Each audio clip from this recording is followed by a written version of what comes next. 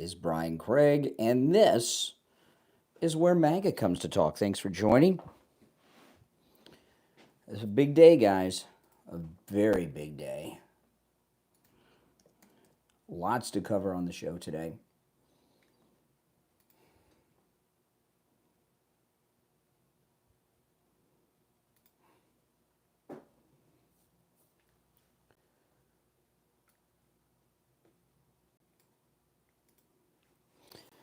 Welcome. If you're new, this is where MAGA comes to talk. Where's my laptop?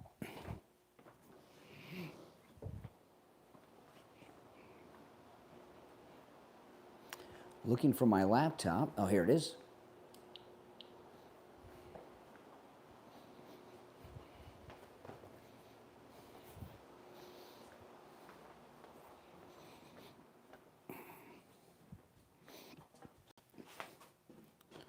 Hello, guys.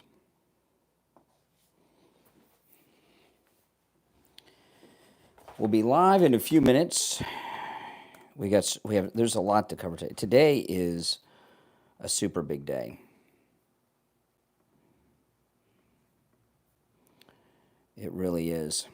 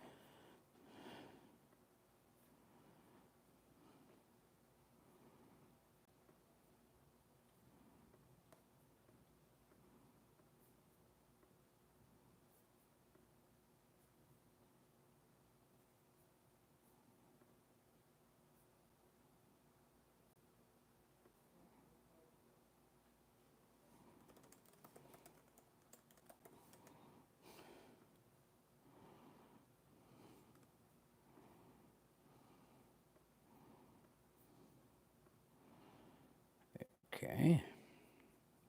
I'm setting up, guys. I'm right here. I'm just setting up everything for the morning. Hello to you.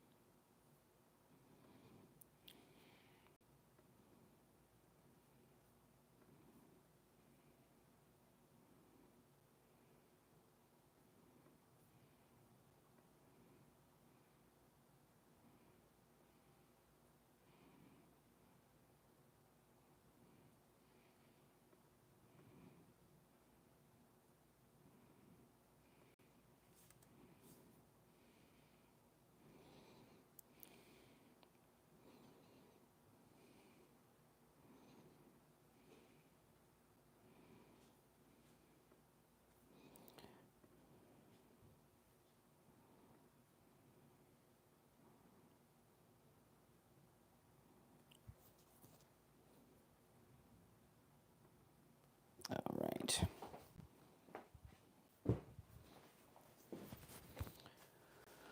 That's all set up. Welcome, everyone. We'll be live in just a few minutes. I'm waiting to hear from Mike at the radio station on when we are going live.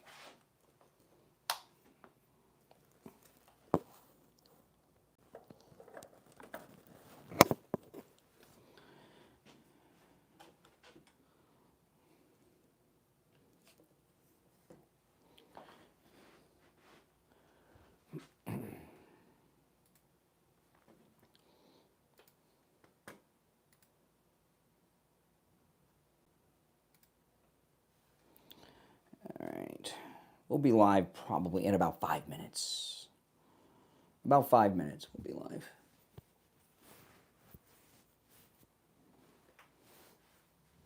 welcome. If you want to call in on the program, the call-in number is pinned in the chat. Okay, 5 minutes. I was right on the money. 5 minutes. I was correct.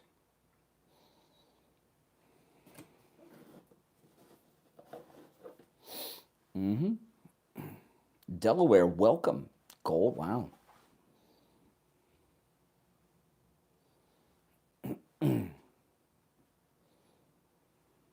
Oh, I brought something today. Where did I put it? Yes. This is my pillow towel that I dried off with this morning. Might be a little damp. And I folded it inside out so I could show everyone I had it hanging up. I've been up a long time, so it's dried out quite a bit, but not fully. But I wanted to show you guys my pillow towel, towels that actually work. You know, Mike Lindell's on trial right now. I'm not very good at folding, guys, but here's my pillow towel. Put it over here. You're not the only one, Thomas. You are not the only one. They are nice towels.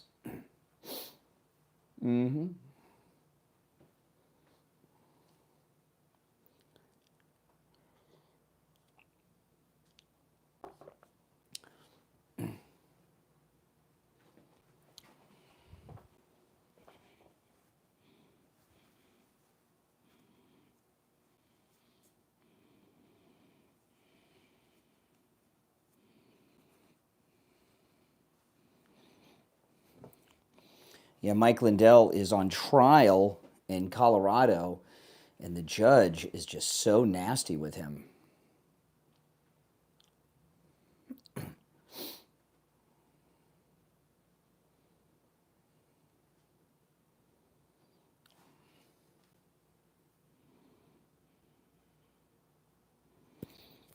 Okay.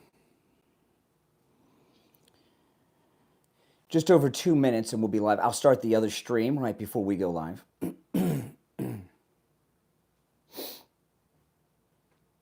Welcome, everyone.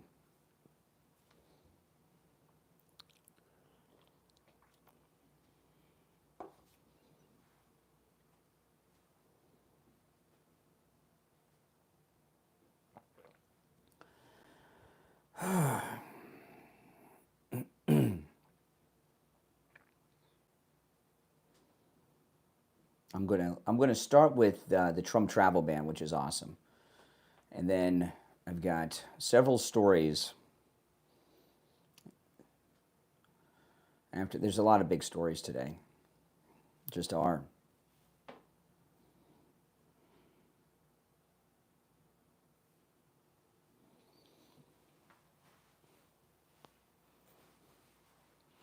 Well, they judge shop to liberal judges. Of course, there's conservative, Republican, MAGA judges all over the place, but they judge shop. Travel ban. I keep wanting to say banned. It's early. Okay, 1 minute.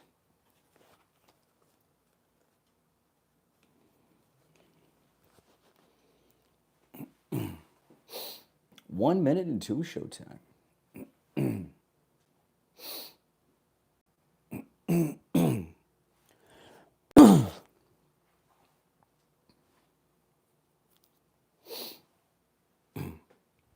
Musk and Trump are a team. Don't let anyone convince you they're not.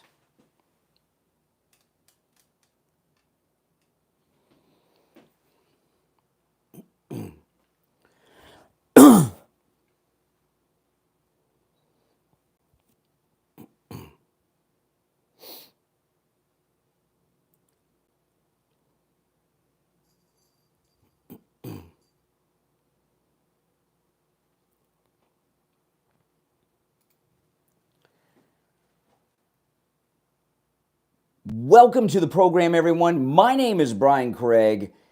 Oh boy, on this MAGA Thursday, we got a lot to cover today. This is Florida's longest running radio show, The Steve Kane Show, on the radio since 1977, celebrating 48 years on the radio. Callers on hold, you stand by.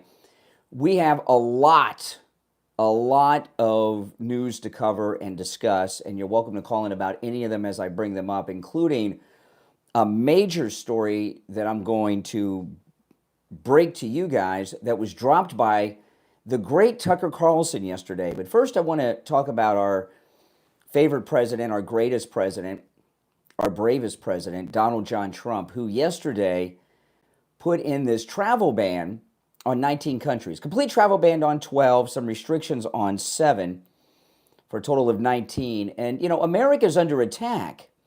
We just had an Islamic terrorist attack in Colorado, and this guy's got a whole jihadi family going on. President Trump, Homeland Security, apprehending them to deport them after a proper investigation. He's got 5 kids and a wife, the Colorado jihadi, and a judge has stepped in to stop the deportation. Are you kidding me? These judges are not little presidents in robes. They do not have authority over our president, and they are breaking the law by doing the things that they're doing. But America is under attack, and I'll tell you, this attack in Colorado, one of them lighting Jews on fire while they're alive. One of them a Holocaust survivor. And, you know, when I was young here in Florida, there were a lot of Holocaust survivors all the time. You would see them. They had the numbers on their arms. You don't see that so much anymore. There are not that many Holocaust survivors. And Holocaust survivors are special people. They're on a special level and deserve certainly incredible amounts of respect and to be treated in certain ways. And when someone commits an act of terrorism against a Holocaust survivor, and how many Holocaust survivors are there left in the world? How many are left in America? Not that many.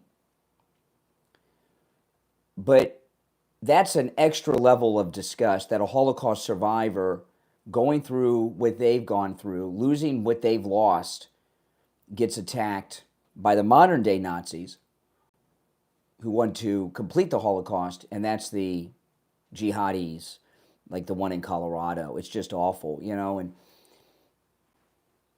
it's disgusting. So President Trump, we've had 2 Islamic terror attacks, and President Trump has come in and done something about it, right? He's got the border closed. He's got the deportations going. Yesterday, I was reading this morning, yesterday ICE did more apprehensions in a single day than in their history.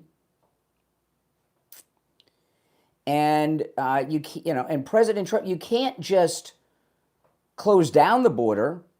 You've got to be more official about that. They come in other ways as well. And he put in this massive travel ban. Listen to this. This is the president yesterday in the Oval Office. The recent terror attack in Boulder, Colorado, has underscored the extreme dangers posed to our country by the entry of foreign nationals who are not properly vetted. Those who come here as temporary visitors and overstay their visas. We don't want them. In the 21st century, we've seen one terror attack after another carried out by foreign visa overstayers from dangerous places all over the world. Thanks to Biden's open door policies, today there are millions and millions of these illegals who should not be in our country. In my first term, my powerful travel restrictions were one of our most successful policies, and they were a key part of preventing major foreign terror attacks on American soil. We will not let what happened in Europe happen to America.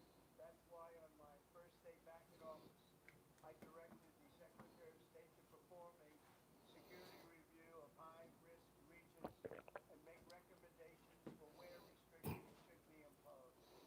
Among the national security threats, their analysis considered are the large-scale presence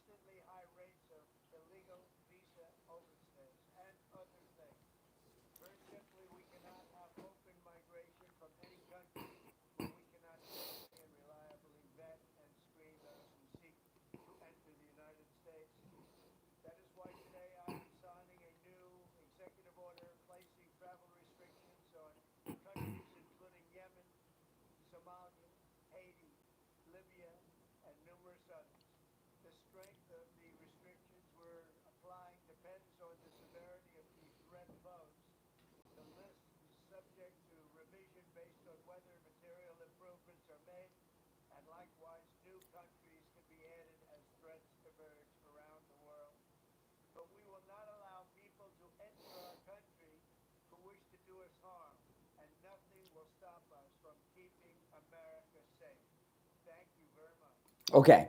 So this is a major extension from the travel ban of the first term. And if you remember, we put in that travel ban in his first term, and immediately they found some liberal judge in New York who thought they were a little president and ordered him to stop it. And that's what they do, and that's what they're doing. But that's not going to fly. Somalia, what's Ilhan Omar going to do? She's basically a representative of Somalia. When these problems we're having with these jihadis, it's all Obama. When Obama was president, he brought in really a truly unknown number of Muslims and into the country. And I remember, and it was really done on the down low. There were some leaks that came out when Obama was president on all kinds of huge numbers, tens of thousands at a time, of Muslims that he was bringing here, and it could never be verified. And the media covered the story up. And then we found out, wow, it's pretty crazy. And in this post 9/11 world, for this to be going on, there's a new story out, TMZ, which is pretty awesome. TMZ. I was on the TMZ show once years ago. TMZ has a new documentary coming out, and you may have seen it talked about a little bit yesterday. I saw the promo for it, which is pretty extensive. It's about a fifth plane on 9/11 where the attack wasn't successful, and it's very dramatic. The fifth plane, it didn't take off because President Bush grounded all aircraft in the United States, so it didn't get off the runway. But it had a team of Islamic terrorists inside, and in the preview of the documentary by TMZ, they showed interviews with the flight attendants and the pilots, and they were described as pretty scary. They had a man wearing a burqa, face completely covered, but they knew it was a man.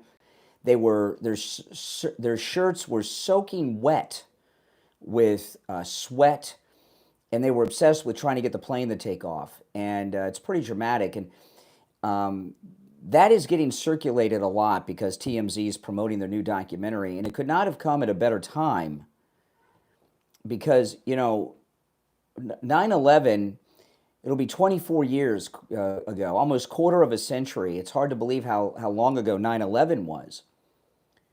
But after 9/11, the liberals and Bush started doing insane things. Remember, President Bush started bringing Muslims to the White House right after 9/11. Turned out they had terrorist connections, right? I mean, it's crazy. And then what Obama did that I just told you about, and when Ilhan Omar and the squad got elected, they were walking around the halls of Congress with these radical terrorist-connected group people that were from different organizations, like they owned the joint. And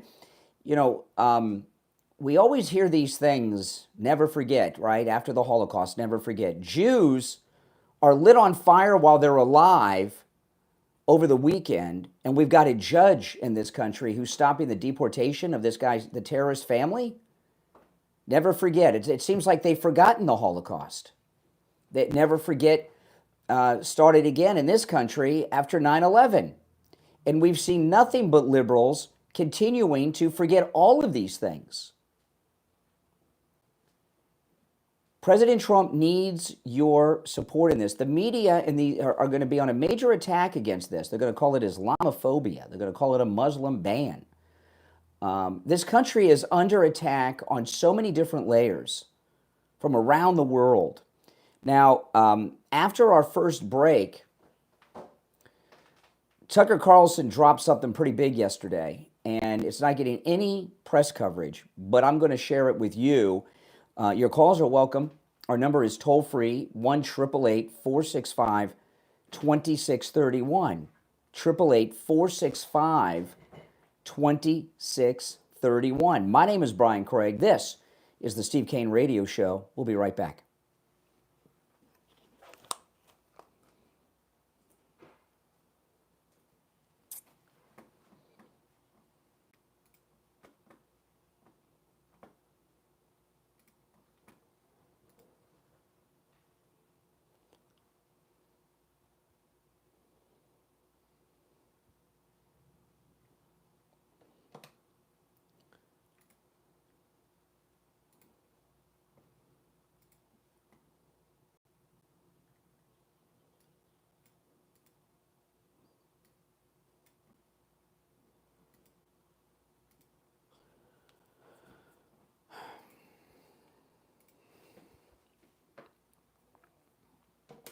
If you're on hold, hang in there.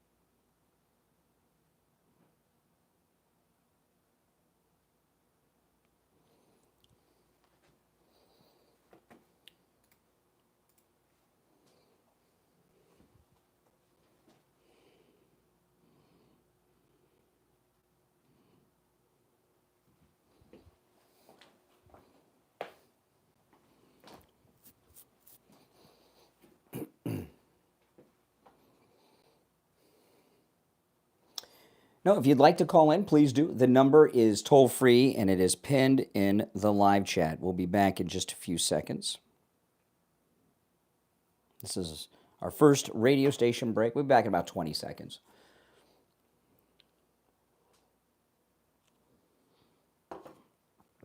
Those of you in the live stream with the green background, if you go to my other screen, you can see the video and hear the audio of the sound bites I play. All right, here we go.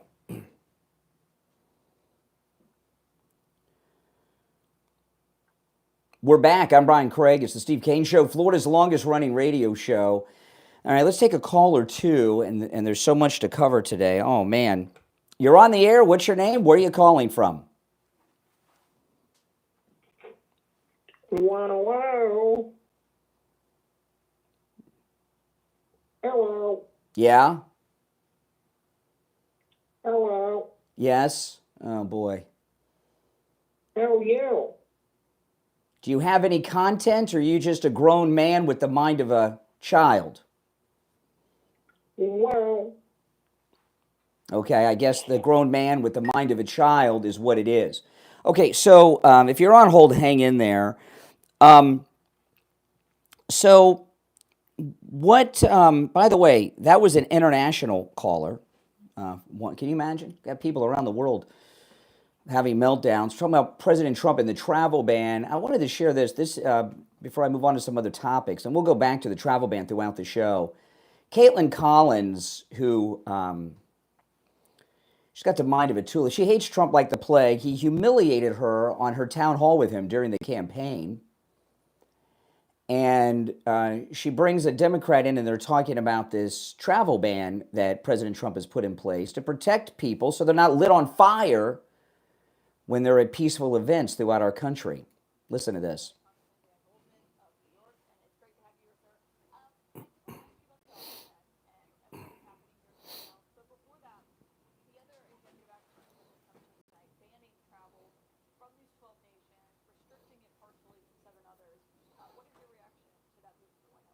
Now you know what the reaction of a Democrat's going to be. It's racist. They want non-white. They're non-white. That's what the reaction always is. Remember Rush? The Democrats, Rush Limbaugh, I say this all the time. The Democrats, they always go back to that old, tired playbook.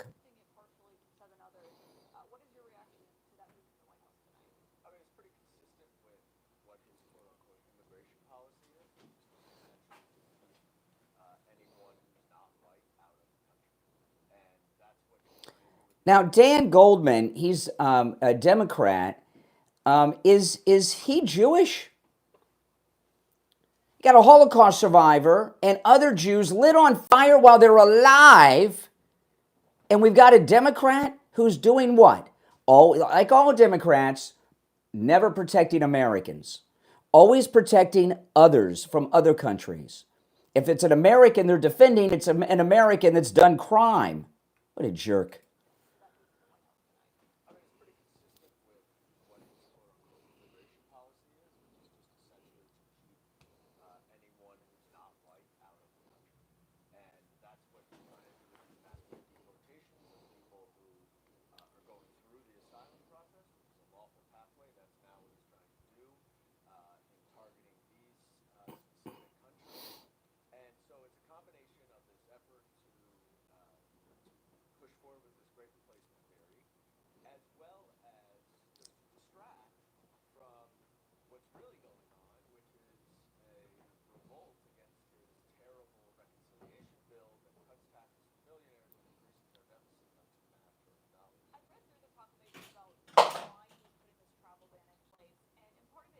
Okay. Now, I don't know if Congressman Dan Goldman is a Jew or not. I assume he probably is because of his name. And, you know, we were talking about never forget after 9/11, and then we got this going on. You know, there have been my entire life endless discussions, books written, college lectures, movies, everything, our whole lives, documentaries, asking the question, how did the Holocaust happen? All these people are, how did the Holocaust happen? How did the Holocaust happen? We see it every day when liberals open their mouth. When Jews are lit on fire while they're alive, one of them a Holocaust survivor, and we've got Democrats publicly to keep the family in the country of the jihadi, they're all illegal. You know, this jihadi, this is how the Holocaust happened. A Democrat shot dead 2 Israeli embassy staffers in our nation's capital. It's not even in the news or even mentioned anymore. This is how the Holocaust happened. We see it every single day. They're targeting Jews. And the left are covering for them. This is how the Holocaust happened. And I'll tell you, I mean, this is sick. This guy, this jihadi in Colorado, made the Molotov cocktails and a homemade flamethrower. He's in a house of 7. He has 5 children and his wife plus him. His daughter, who just got accepted to 2 colleges in Colorado. Free ride, by the way. Illegal alien from Kuwait. Free ride. I had to pay for my college. No student loans, no grants, no scholarships. I paid for it. But the daughter of the jihadi who's in the country illegally, free ride. She wants to be a doctor. To be a doctor, you need to be good at science. You don't think that his medical school wannabe daughter and his other 4 children and his wife had any role in helping him make these homemade Molotov cocktails and the flamethrower? Of course they did. And we've got some creeper judge who says you can't deport him. They're in the country illegally. They're connected to a major terrorist act, and we've got a judge that says you can't deport them. They've got rights. Jihadis don't have rights. Remember 9/11? What's wrong with you, Democrats? What's wrong with you? It's pretty bad. Pretty bad what's going on here. Everything we're seeing is how the Holocaust happened. It's like, this is how 9/11 happened. You know, 9/11, people forget the build up to 9/11. The jihadis attacked us multiple times and there was no reaction. They attacked the USS Cole. What did Bill Clinton do? He sent a team of investigators from the FBI, and it was treated as just some criminal act. The American embassies attacked with bombs in Africa.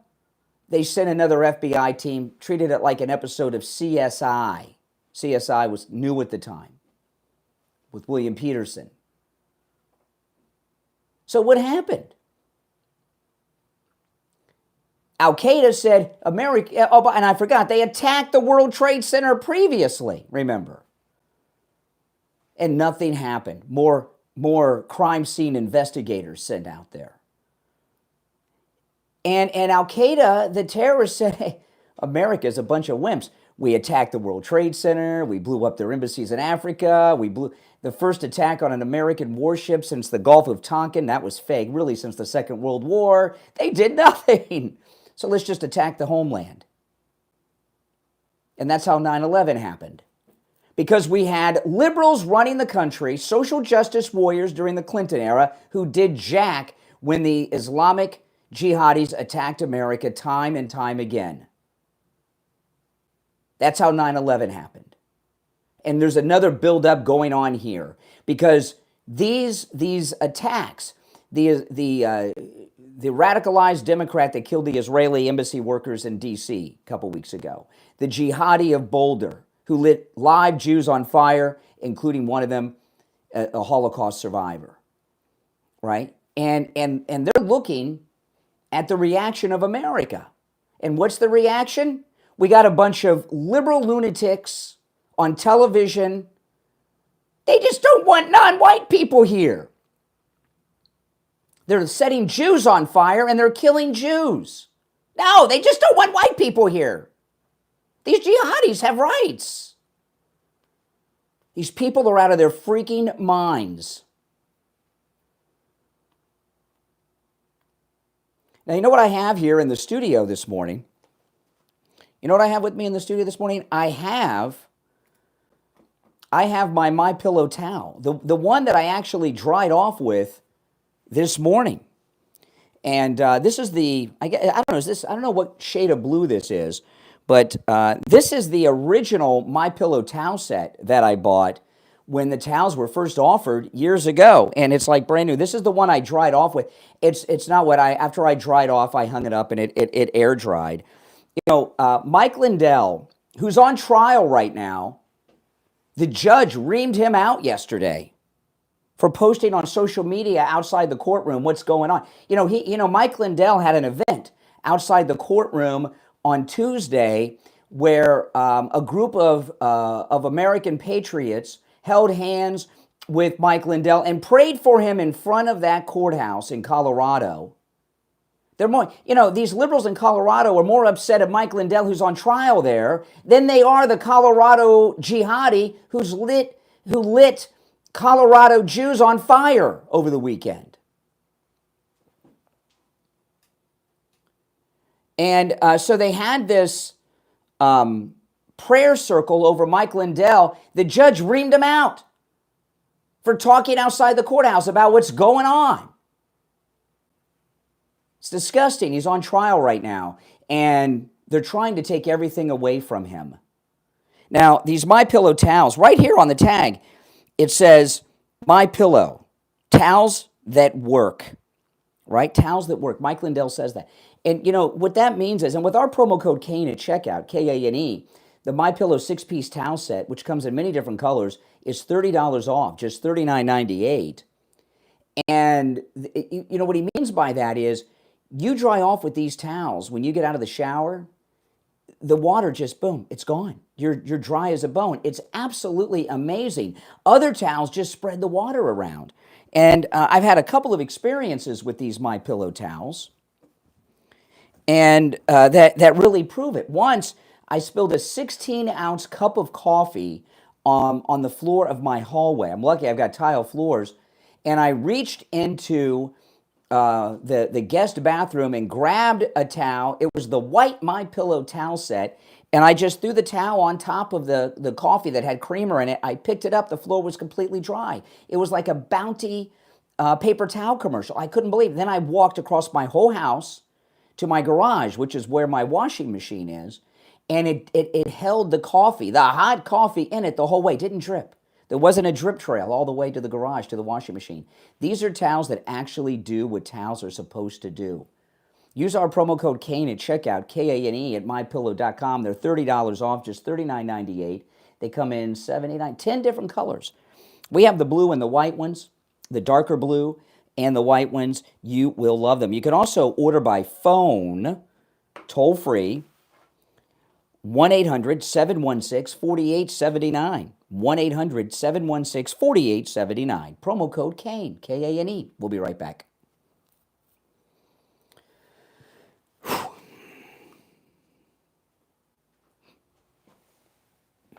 Oh, I love the MyPillow towels. They're awesome, man. They're very awesome. Well, yeah, it actually works. It is a big deal because your other towels, they don't do that.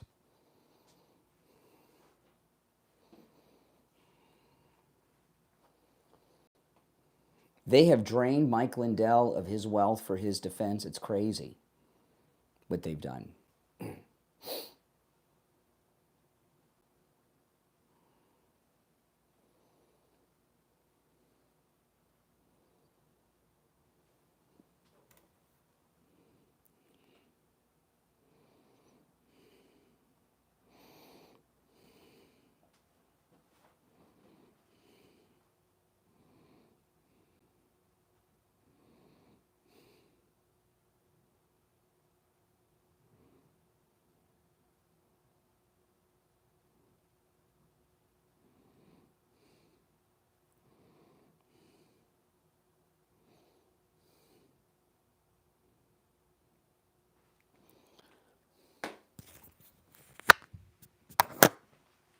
back.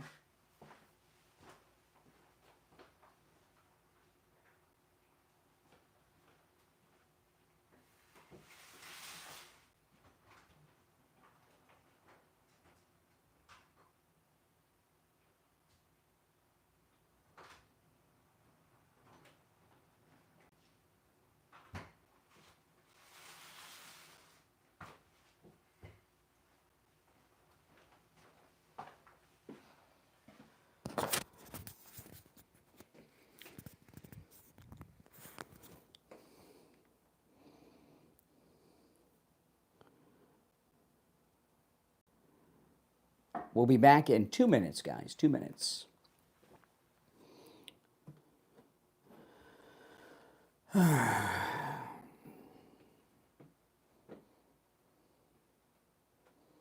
we've got more to cover.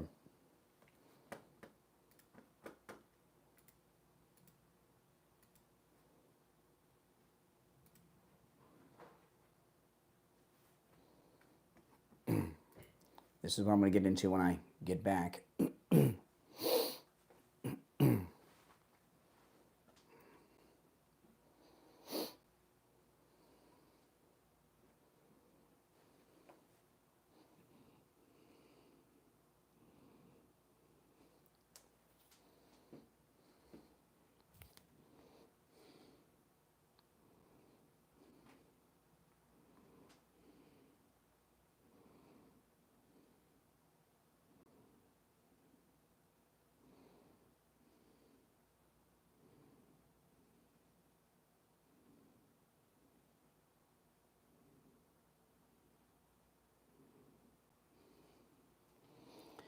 We'll be back in just over 1 minute. If you're new, my name's Brian. This is where MAGA comes to talk. This is our bottom of the hour radio station break.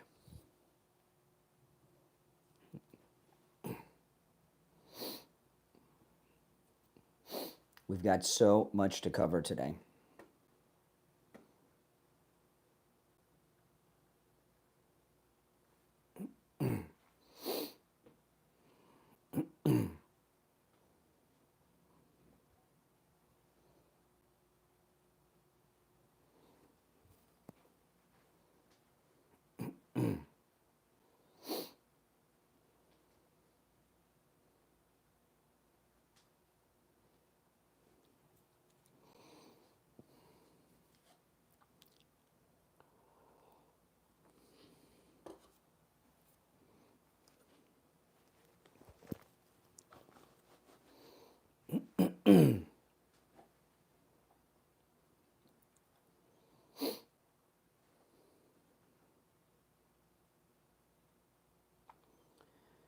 Welcome back, everyone. I'm Brian Craig. You're listening to Florida's longest-running radio show. Callers on hold, stand by. The Steve Kane Show on the radio since 1977, celebrating its 48th year on the radio. That's a long time. Well, in August, we'll hit the 49th anniversary. Okay, Tucker Carlson dropped something big. This is in Mediaite. Tucker Carlson claims ex-Fox colleague Mark Levin is lobbying for war at the White House. Pray that Donald Trump ignores him. That's exactly right. He put a post on social media yesterday, Tucker Carlson, and he wrote this. We need to stop Iran from building nuclear weapons. He and like-minded ideologues in Washington are now arguing. They're just weeks away. Now, I'm going to tell you, this is Tucker Carlson's post on social. I've been hearing that Iran is weeks away from a nuclear weapon since George W. Bush was president. Oh, look, he mentions this, Tucker. If this sounds familiar, it's because the same people have been making the same claim since at least the 1990s. Yeah. It's a lie, Tucker writes. In fact, there is zero credible intelligence that suggests Iran is anywhere near building a bomb or has plans to. None. This is Tucker's post to social media. Anyone who claims otherwise is ignorant or dishonest. If the U.S. government knew Iran was weeks away from possessing a nuclear weapon, we'd be at war already. Iran knows this, which is why they aren't building one. Iran also knows it's unwise to give up its weapons program entirely.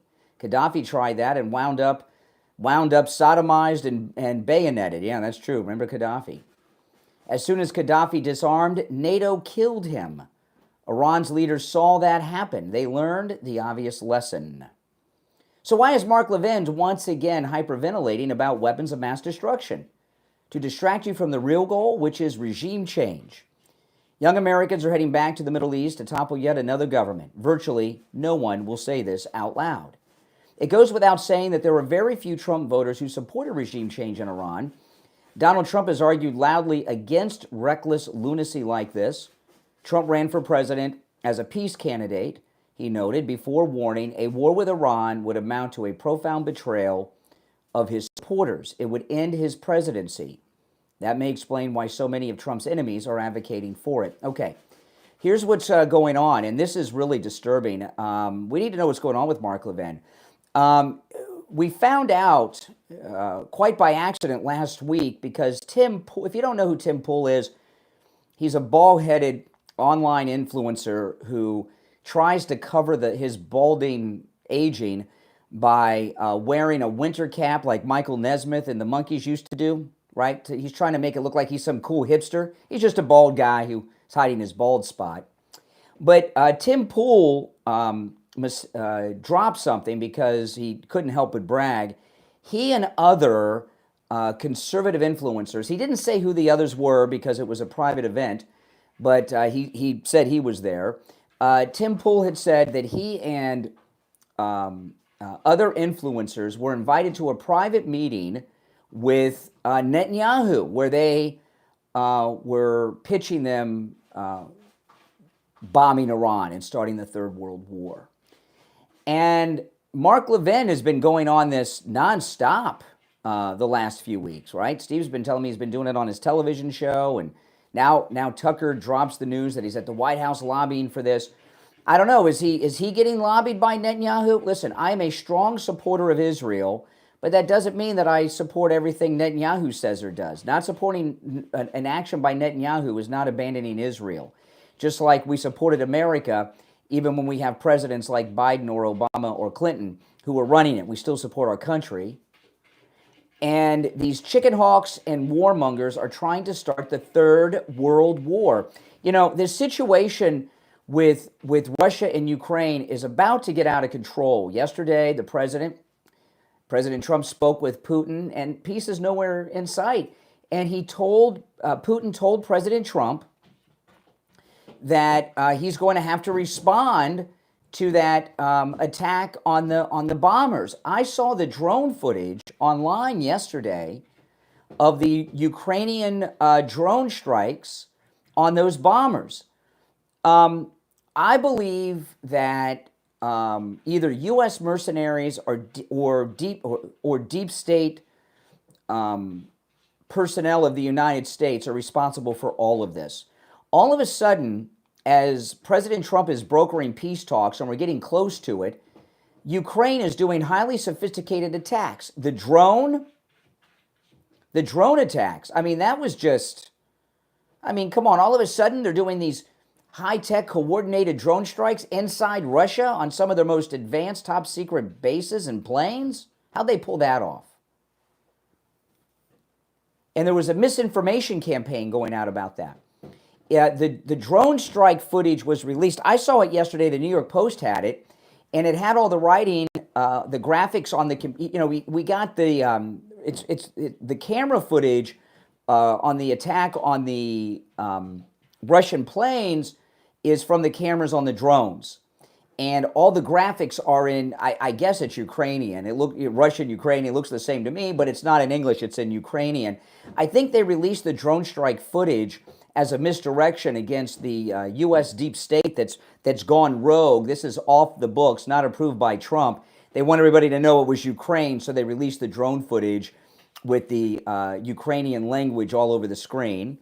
So, and then they also do this high-level, very technical underwater demolition of the bridge to Crimea. And at the same time, we've got Mike Pompeo, deep stater, and Lindsey Graham, military industrial complex lowlife, just happens to be in Ukraine with all of this going on. There, you know, Mark Levin is a useful idiot.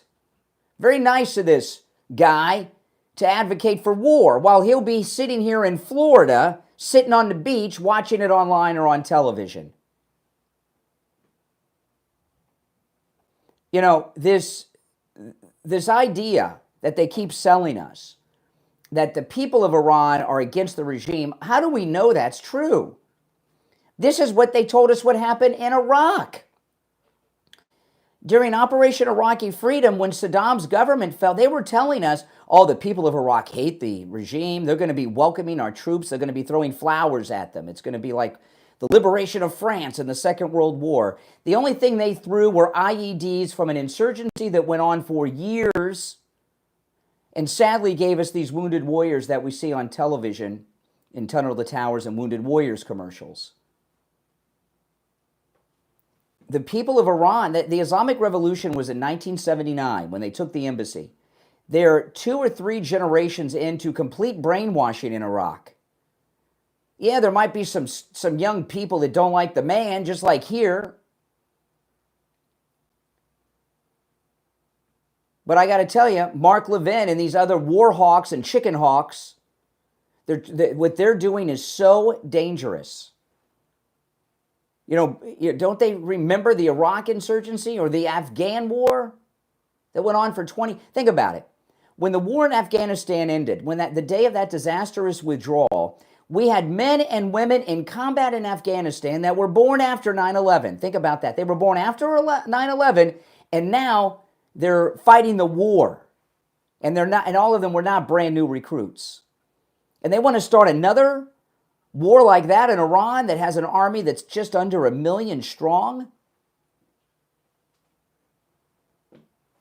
I'd like to know if Mark Levin is getting lobbied just like Tim Pool and these online influencers were. Same goes for Ben Shapiro. Now, I support Israel, but I don't support starting the Third World War. This is insane what's going on here. And thankfully, Tucker Carlson let us know what the media let us know. Laura Loomer was at the White House the other day, but that they let us know that this chicken hawk, war hawk, Mark Levin was there. Yeah, that's right. Go to war. I'll watch it on TV at my house on the beach in Florida. Oh, well, tough guy, Mark Levin.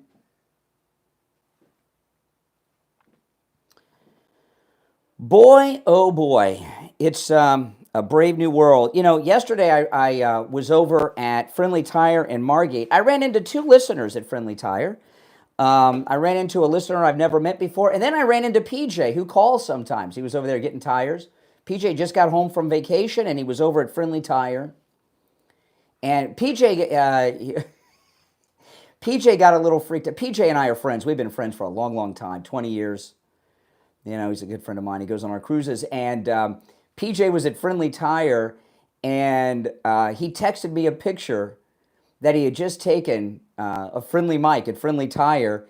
And as soon as he hit send, before the picture even showed up on my text, I said, PJ, and it kind of freaked him out a little bit.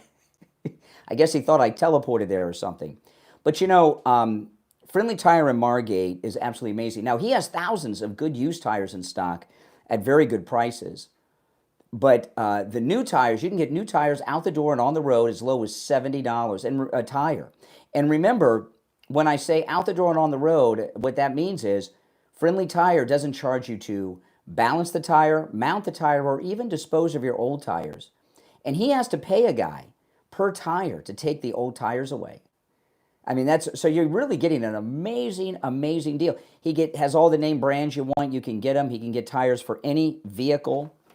And let me give you his number. He will give you a quote right over the phone. Give Friendly Mike at Friendly Tire a call. 954-977-9445. 954-977-9445. That's 954-977-9445 for Friendly Tire in Margate. We'll be right back.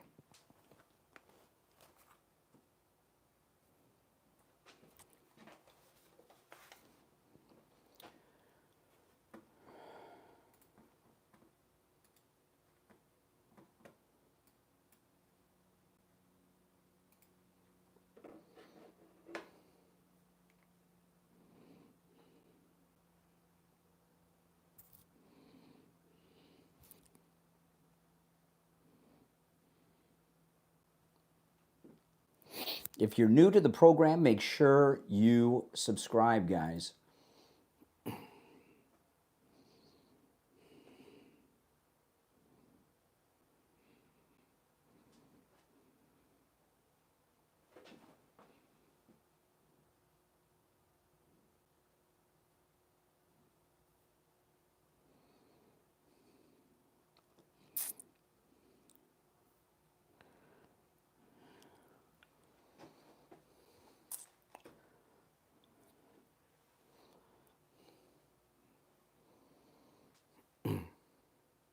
If you're on hold, hang in there. I know I got a lot to go through today.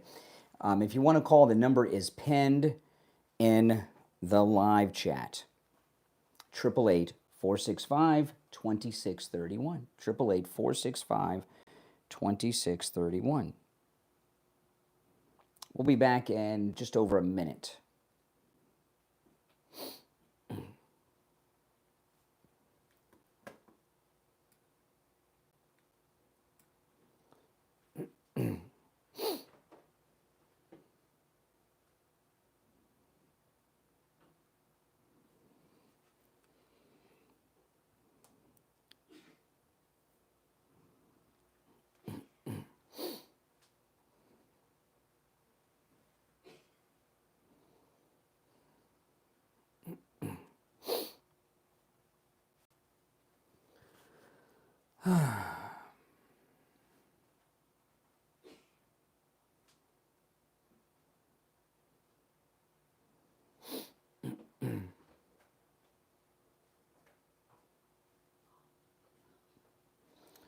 All right, we'll be back in about 30 seconds. No, we're in a commercial break, El Lobo. It's a radio station commercial break. We'll be back in about 20 seconds.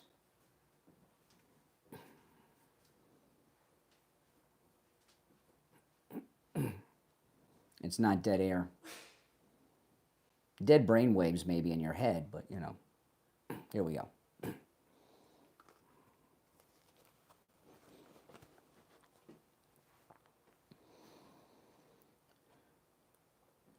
We're back. I'm Brian Craig. You're listening to the Steve Kane Show, Florida's longest running radio show.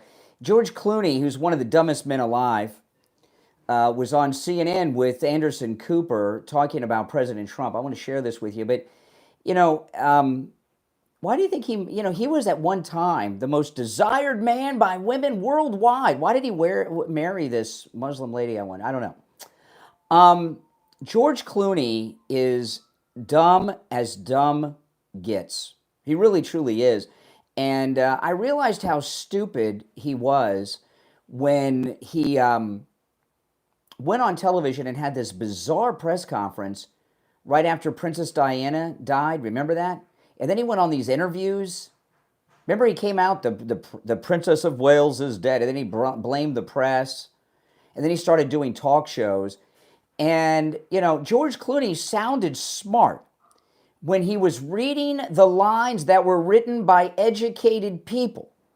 When he goes rogue on his own, he sounds like AOC and Greta Thunberg, right? I mean, he's, you know, typical actor, dumb as dirt.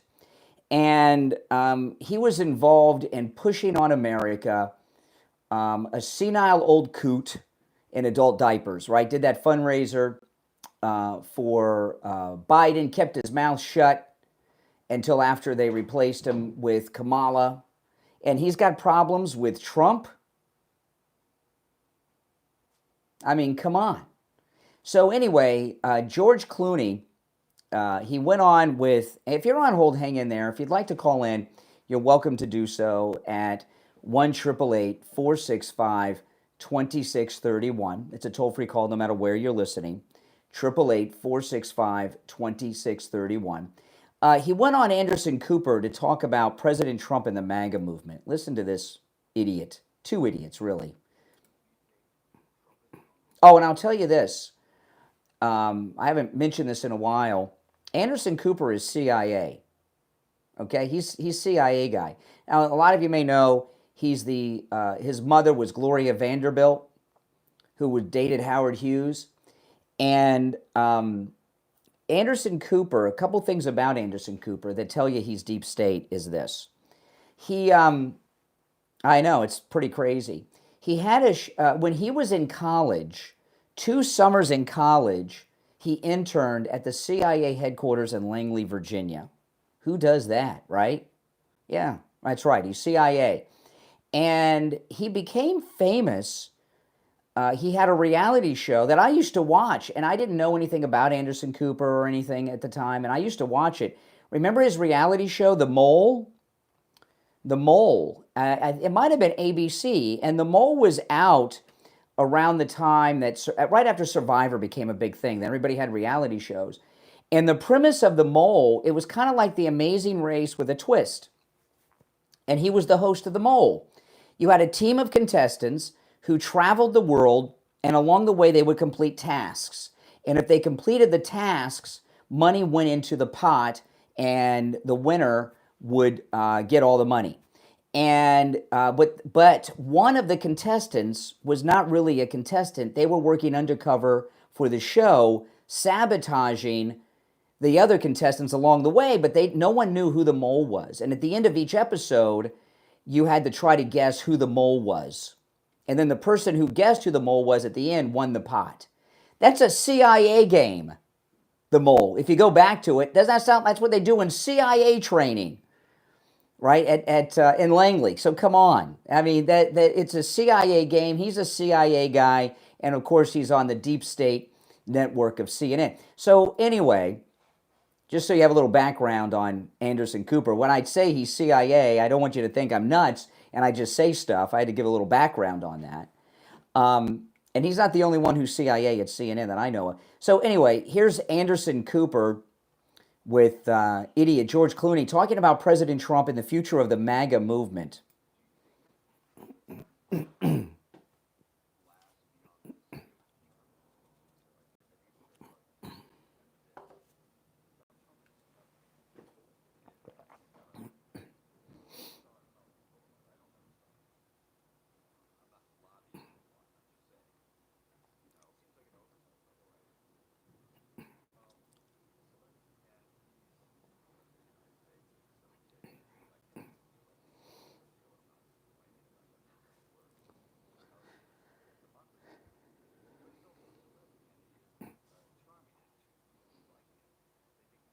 Yes.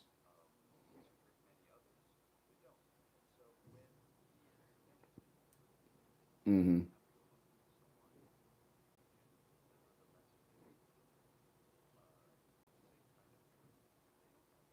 Okay, just because you're a failed celebrity, washed up has-been who hasn't been in anything anyone's wanted to see since 90 something, doesn't mean he's going to be in the same situation. You know what this is? You know what this is with Clooney? This is called manifestation. Otherwise, which is a fancy word for wishful thinking. If you say it enough, it'll come true. George Clooney is what he's thinking. It's not going to come true.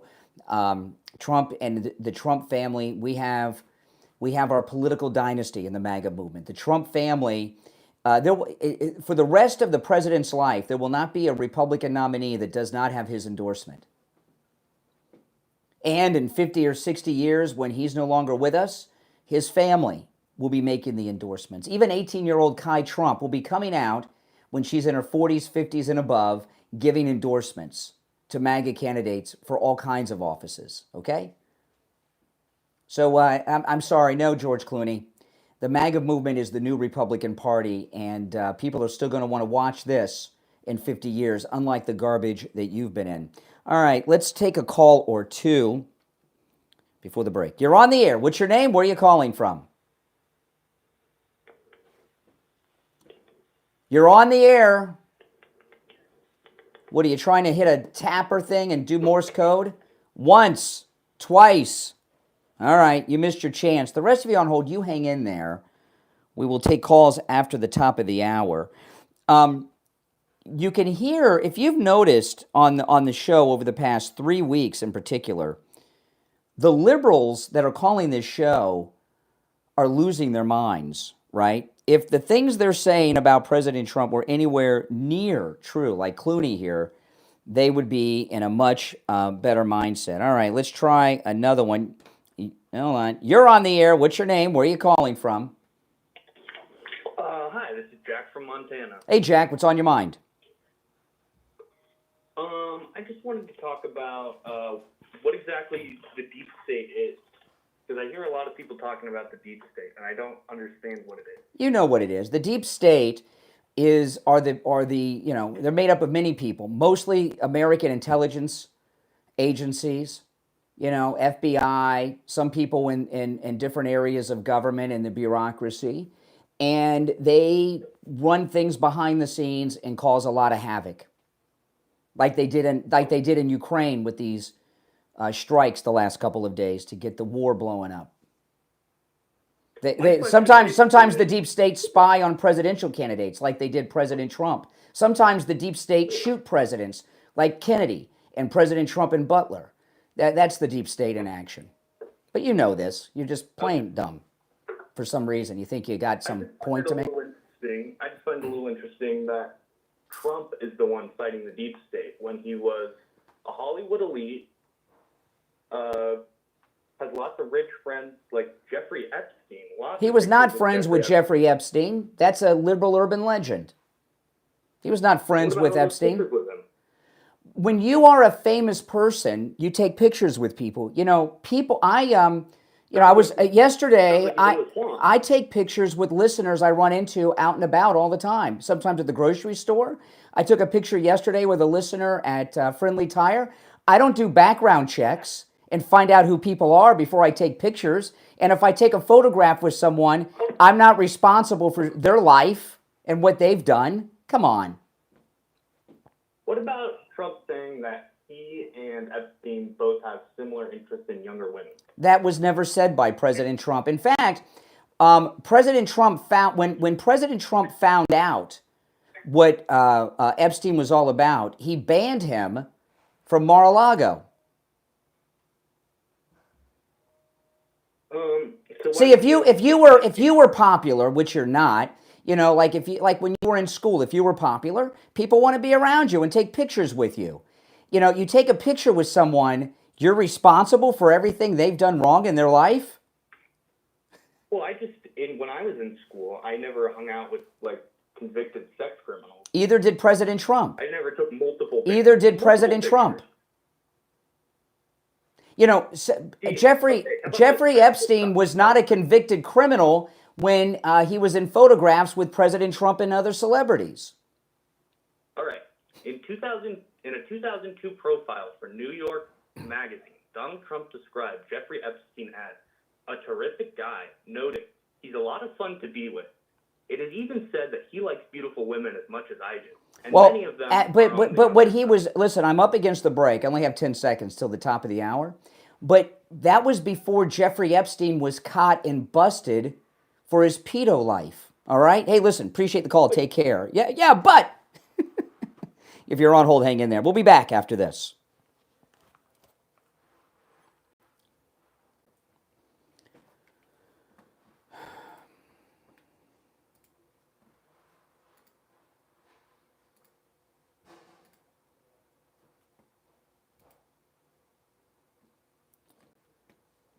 Now, guys, I want to tell you there's a great book. They're sponsoring today's program. This is a great book for Father's Day. It's available for free on Kindle Unlimited, but it's also available in paperback and hardcover. There is a link in the description of the video. It's The Flower Story, written about a dad, and he wrote it about his relationship with his daughter. Perfect for Father's Day. The Flower Story. If you have Kindle Unlimited, it is free, but it's also available in regular Kindle, paperback, and hardcover. And there's a link in the description of the video to the book. So you go in there, you can get the book.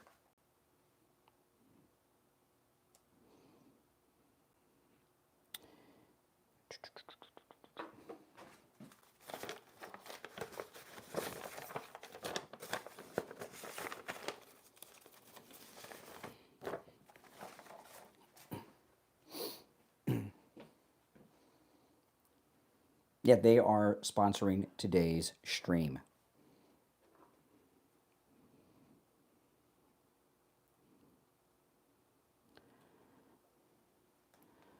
About 90 seconds, we'll be back from our break.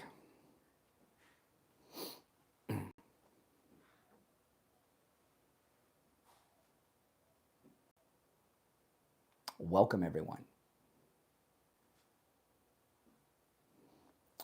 If you're on hold, hang in there.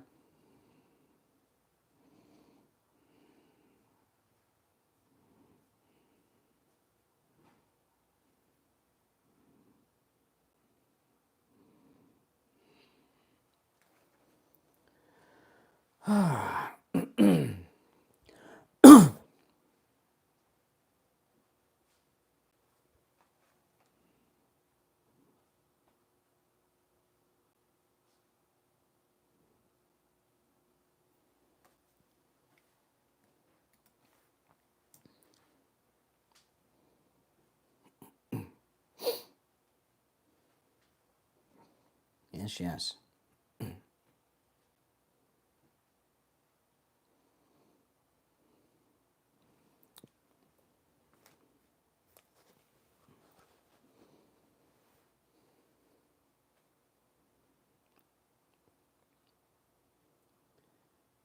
We're back. Hour number 2 has begun. You're listening to the Steve Kane Show, Florida's longest running radio show. My name is Brian Craig. Our number is toll free 1-888-465-2631. If you're just tuning in, you've missed a lot. I'll do some recapping as the show goes on.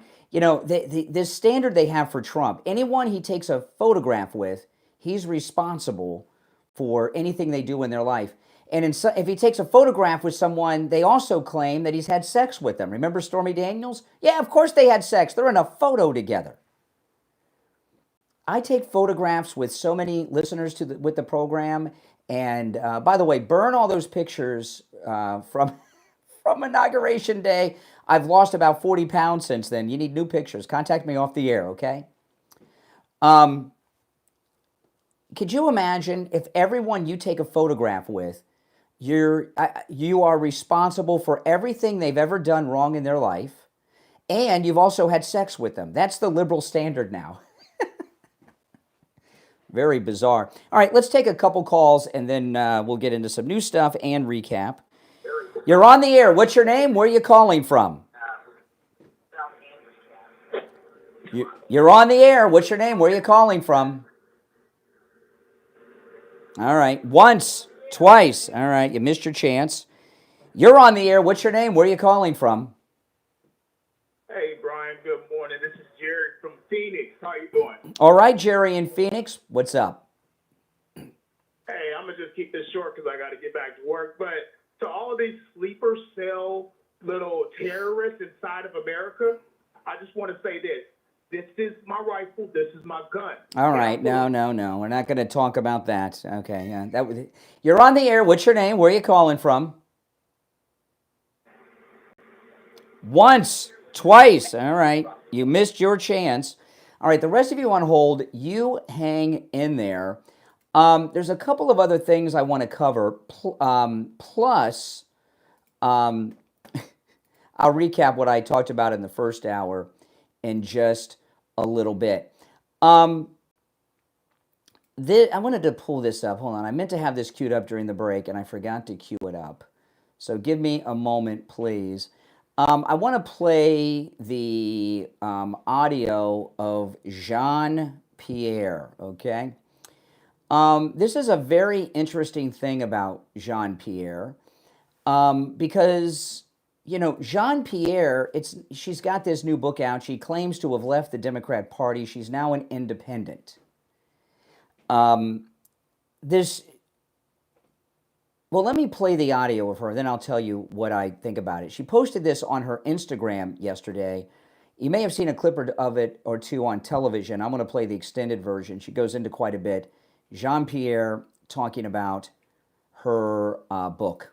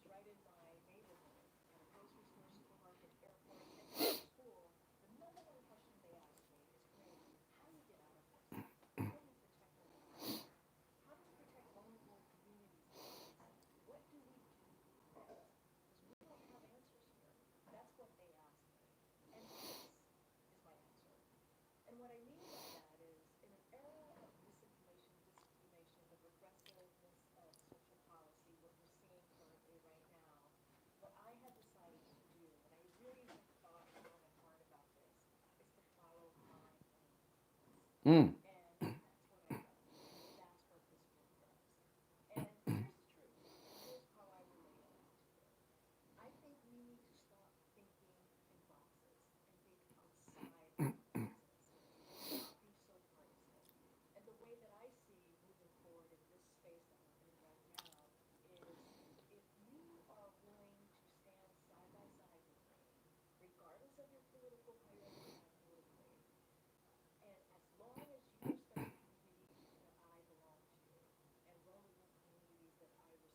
Mm.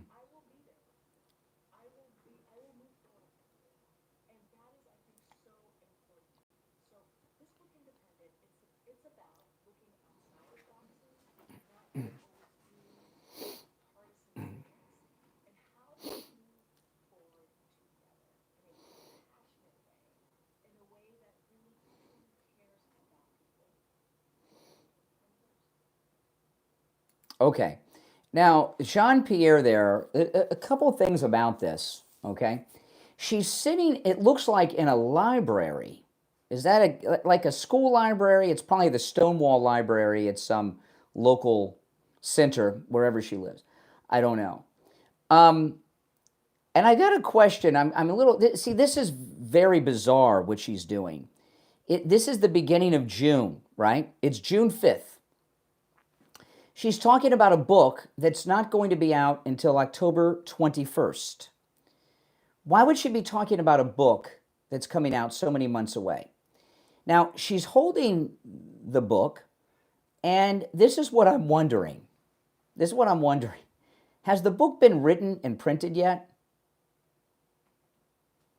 You know, she has the cover, but did she just get the cover in the mail from the publisher for her approval or to show it off to her? And did she grab a book off the bookshelf behind her? Is she in the library because she had the book cover and she wanted to do this video and she wanted to find a book that was the same size as the cover to fit it properly? If the book is already written, why is it not coming out till October? When you're promoting a book, you don't want to promote it this far early if it's not available, because by the time it comes out on October 21st, it'll be old news. So I'm questioning whether this book has been written and she just has the cover and she fit it on a book. But here's the other thing. Her coming out right now like this is, I know, is that a good question? I'd love to have her bring that book and interview her just to see if the book is, maybe it has. But I don't think that she's holding the actual book in her hand. I think she just has the cover. But I could be wrong. You know, it's like in the movies. If you're watching a movie and one of the characters is an author, they don't actually write a book for them. They just put a cover on the book that they walk around with. But there's a few things going on with Jean-Pierre that have to be talked about. She's distancing herself from the White House, from the Democrats. And she's doing this for two reasons. I think the primary reason is she's broke. I haven't seen her since she left the White House. There's a lot of reporting that she was trying to get a job on The View and they weren't interested in putting her on The View. And she's not a pundit anywhere. And these White House press people end up with very lucrative careers. Dana Perino was George Bush's press secretary. She makes $50 million a year now. I don't know who thinks she's worth $50 million a year. I'm not a big fan of hers. She's a Bush Republican, hates Trump no matter what she says. But Dana Perino makes $50 million a year at Fox. She parlayed that White House press secretary job into that. Right? We've got others that have been press secretaries that have gone on to have very lucrative careers. Jen Psaki's trying to make a go at it on MSNBC, lowly rated, but she's making good money over there on MSNBC, it's been reported. And no one wants to hire Jean-Pierre. I don't. So at this point, she's probably in need of money. So she's trying. This isn't about selling books. I question whether the book's been written because all I'm seeing is the cover, and she's in this weird school library look that's behind her in this video that she released it. Okay, and she's trying to get on television. No one wants to hire her, but there's another thing, too, that she's doing this about. And it has to do with this Autopin scandal. There's no doubt she was in on the Autopin scandal because she was there in the West Wing during all of this. The West Wing is, the area where the president and the senior staff work is a very, very tiny area, okay? And she's there every day. So while Joe Biden is smelling up the room with his adult diapers, walking around and people are leaving cocaine all over the joint, and we've got this committee of the chief of staff, Anita Dunn, and 2 Obama lawyers that work at the White House that are signing pardons and giving orders with the Autopin, which is a very big device. Now we're starting to see the Autopin. The Autopin is about as big as a 1980s Xerox machine. It's also about the same size as the original Edison phonograph. Okay, so it's pretty big, and it's bulky, and it's not the kind of thing that you take out and everyone doesn't know it. And now that President Trump has ordered an investigation be done into the Autopin. He ordered Pam Bondi to do this yesterday. We've got Congress looking into it. These people are going to be questioned. And a lot of people may say, well, no one's going to jail. No one's going to jail. I don't agree with that. But even if they're not, if you're on the list of people that were involved in the Autopin scandal, which is quite possibly the largest scandal in the history of the American presidency, and you're one of the conspirators, which there's no doubt she is, you're nervous right now. You're scared. You may go to prison.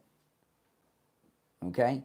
And this book, Independent, I don't know, maybe she's auditioning to get a TV gig. Maybe she's auditioning to be a cooperating witness with the Justice Department.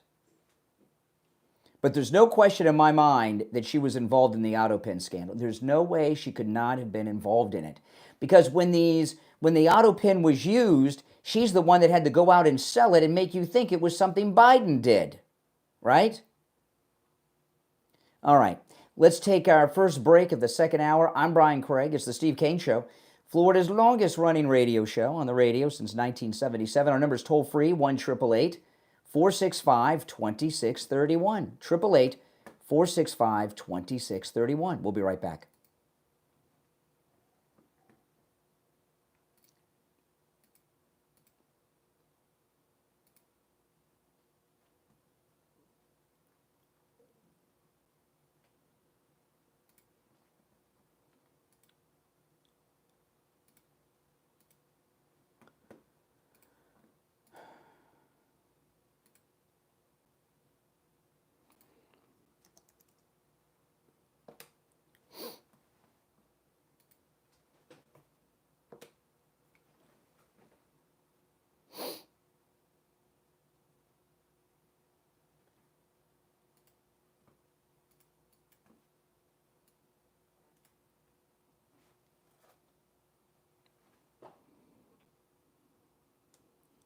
If you're on hold, hang in there.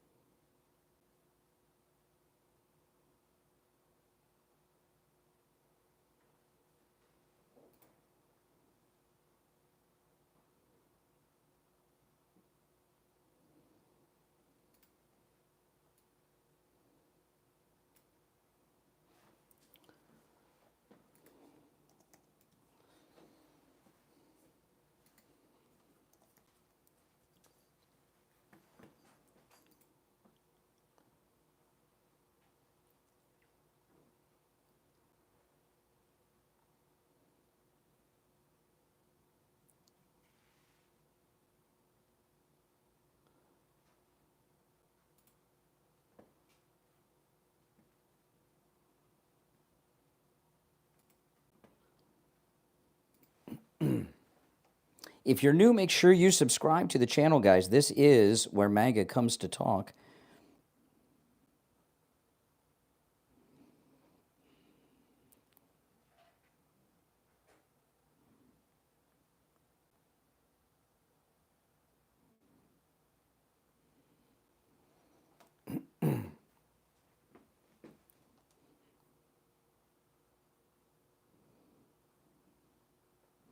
We'll be back in 30 seconds.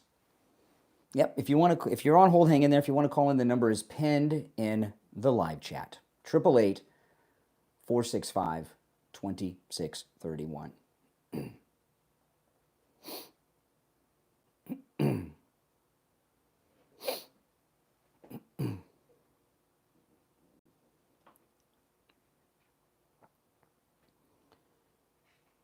Welcome back, everyone. I'm Brian Craig. It's the Steve Kane Show on this incredible Thursday morning. Our number, 888-465-2631. You're on the air. What's your name? Where are you calling from? It's one of those days, guys. The liberals. Now, if you're on hold, hang in there. I tell you, these callers we're dealing with today are in a completely another plane of existence. Okay, now, this Autopin scandal is really starting to heat up. There is a real investigation going on with this. You guys got to understand, it's a difficult thing to prove. The Autopin can be used with just a verbal authorization of the president. So I understand they've got a big case to prove here, and I don't know how possible it is to prove unless somebody cracks. And the more people involved, the more likely you are to get someone who cracks under the fear of spending the rest of their lives in prison. All right? I get that. But CNN, listen to this. This is CNN talking about the Autopin last night.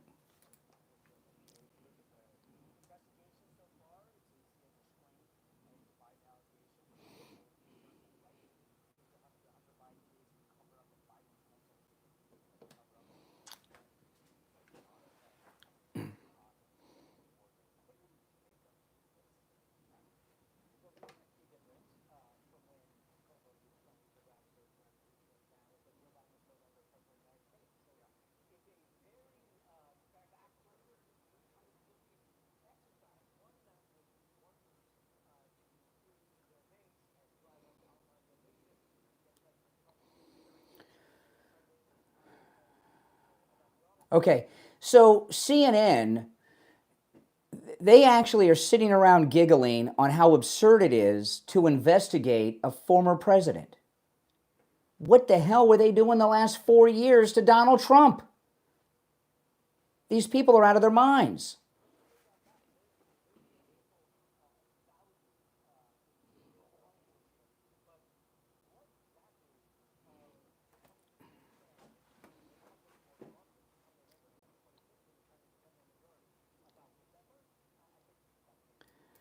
Listen, here's the deal. America is under attack again, right? We've got Islamic terrorist attacks happening throughout the country. D.C. and then out west in Colorado's happened. There's all kinds of crimes taking place by illegals everywhere around this country. And they were all done because of that Autopin committee. And they can sit around and laugh until the end of time. There are people who are very likely going to go to jail for this. They're responsible for death and destruction. And, the thing about these lawbreakers, they didn't think Trump was coming back.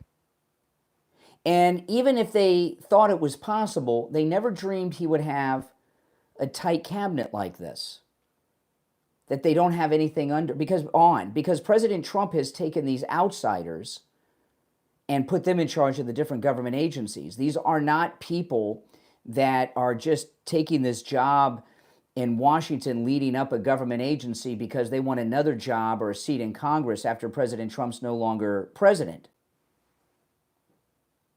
These are people that are loyal to Trump, the country, and the MAGA movement, and their future might be in media or something, but they're not doing what Jean-Pierre's doing.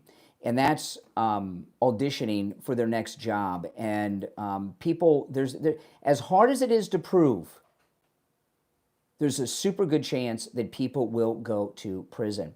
Now, this happened a couple days ago, and I didn't talk about it on the air until it was resolved a little bit, because while it's a national story, it's also a local story. A man was arrested for scaling the wall at Mar-a-Lago, and he was looking for Kai Trump, who just turned 18, who's becoming an internet sensation. Listen to this. I mean, come on. Come on. A man was detained by the U.S. Secret Service on Tuesday morning after attempting to scale the wall at Mar-a-Lago in Palm Beach. The man reportedly told law enforcement he wanted to marry the president's teenage granddaughter, Kai, and spread the gospel. He's 23. He was arrested by the Palm Beach police early Tuesday after attempting to enter the president's property, according to the booking records. He was initially charged with trespassing offenses, given a $1,000 bond, though it was later raised to $50,000. Why is there any bond for this? Federal charges could be soon forthcoming. President Trump was in D.C. This is what the Secret Service said. An adult male was arrested early Thursday by the Palm Beach police for unlawfully entering the Mar-a-Lago property shortly after midnight. The individual scaled a perimeter fence and triggered alarms. The U.S. Secret Service detained him without incident at the scene. Palm Beach police responded and arrested him. You know, this is insane, okay? I've had the Secret Service roll up on me over there, and I didn't get anywhere near the wall, okay? I've had it a couple times up there. There was one time I was live streaming at Mar-a-Lago on YouTube, and I ended the live stream and ran into one of our listeners that goes on our cruise, and he had never been there before. So he and I said, oh, let's go for a walk. I'll show you. So we were walking around Mar-a-Lago, and we were walking in front of Mar-a-Lago, and Secret Service guy jumped out of the bushes behind the gate and started talking to us and finding out what we were doing and told us what we had to do from that point forward. You know, it was pretty scary. How'd the guy get to the wall? You know, everything, the wall is pretty far from the sidewalk, and they have so much security. The security, if you notice, in Trump's first term, I used to go up there all the time and make YouTube videos and do live. Sometimes I'd go up there and watch the sunrise at Mar-a-Lago, and I would stream it on YouTube. Any of you remember those videos? And I haven't done it in the second term because the security is so intense. It's not that I couldn't. I don't think it's right for me to go up there where people could see the security. I don't think the president would appreciate that, and people shouldn't do it. And a lot of those areas that I used to go to, you can't go to anymore. Okay, a lot of it's been blocked off. And the security at the airport, too, where Air Force One is, it's not like the first term. It is like a military installation up there. For the guy to get to the wall and even attempt to scale it after everything that's happened with the level of security is, to me, almost next to impossible. But, you know, here's the thing. You would think it would be next to impossible. You would think it would have been next to impossible to do what they did in Butler and at the golf course in Palm Beach. And last week, there was that video of the two female Secret Service agents who got into a fight. Did you see that? They got into an argument and a fight over something petty. They were like two girlfriends at a club. It was very bizarre. And all of these things that have happened,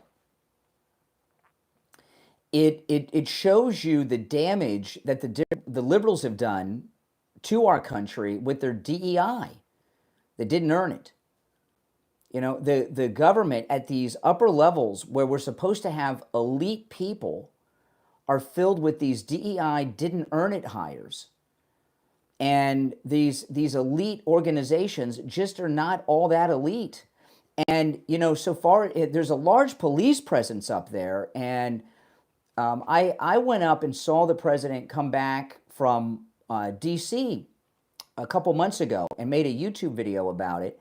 And it's not like the first term or even the last 4 years. Even when you're along the street, when he's driving in the Beast, in his first term, you could get right on the edge of the street, and President Trump, when there were people on the side of the road waiting for him in his first term, he would have them slow the Beast down, pull over and idle and wave at you and everything. They don't do that anymore. He drives at full speed. They have you barricaded back.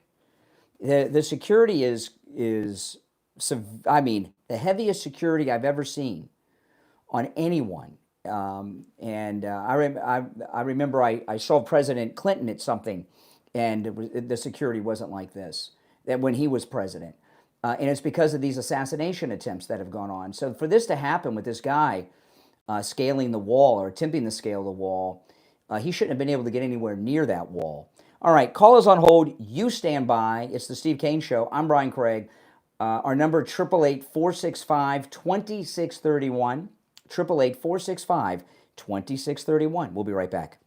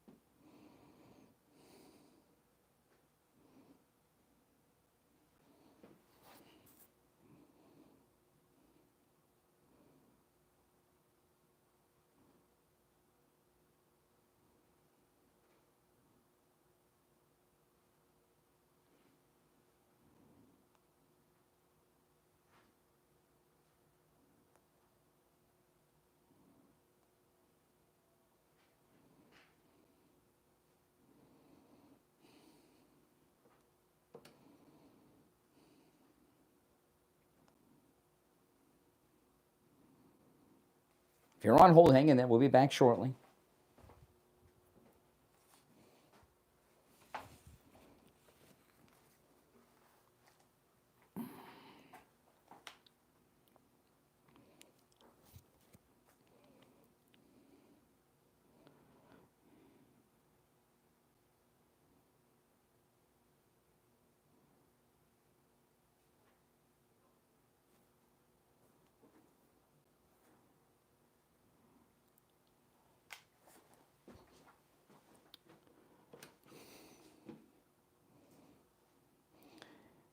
One minute and we'll be back.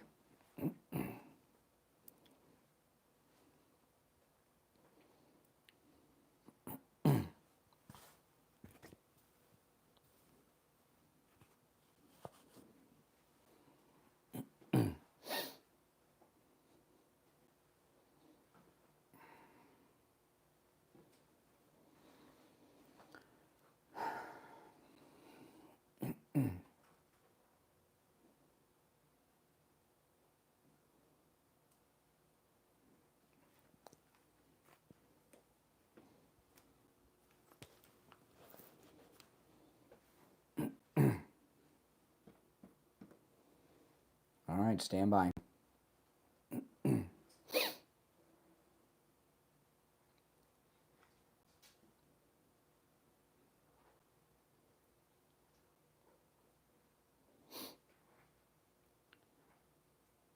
Welcome back, everyone. I'm Brian Craig. You're listening to the Steve Kane Radio Show, Florida's longest running radio show. on the radio since 1977. All right, so let's go to the phones. I've covered quite a bit today. You're on the air. What's your name? Where are you calling from? My name is Democrat. Why you always blaming us for everything, but you don't want to take responsibility for January 6th? You don't want to take responsibility for Parkland, Florida. You don't want to take responsibility for SFjr. You don't want to take responsibility for you think everybody commit crime and y'all don't. White people been commit crime in this country since the beginning of So I don't understand on you said excuse me. We don't wear shirts. You said January. All right, you're you're on hold.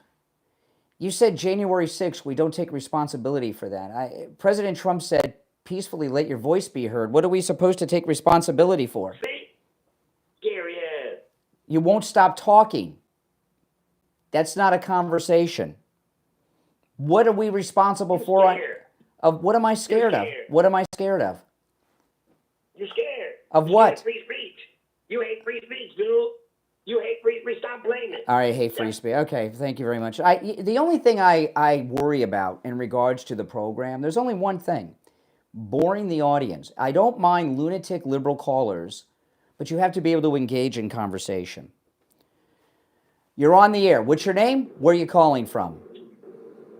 I'm from Elise Stefanik's district. Okay. And What? I wanted to see how you felt about Putin buying Trump coin. I don't know that that's true. Oh, I know it's true. But if it's true, I would think that Trump would not allow it. How do you know it's true? Where can I look it up? I'll look it up online. Where can I look it up? We all know it's true. No, not where can I find it? Where can I find it? You said Putin bought Trump coin. The richest man on earth. No, excuse me. You said Putin bought Trump coin. Where can I find that story? Where can I find that story? Can you give me a Where can I find the story? I'm telling you the story. No. Where can I find a news story? I am the news source. Who are you? You with CNN? I'm the news source. No, that's not a news source. So let's play a hypothetical. No, we talking real things here, not hypotheticals. Do you think Putin would not buy Trump coin? This is what I think. I just Googled it. There's no news story about this anywhere on the internet. The media hate Trump like the plague. If this were true, it would be the lead story everywhere. Oh, he hung up. I did not hang up on him. The line went dead.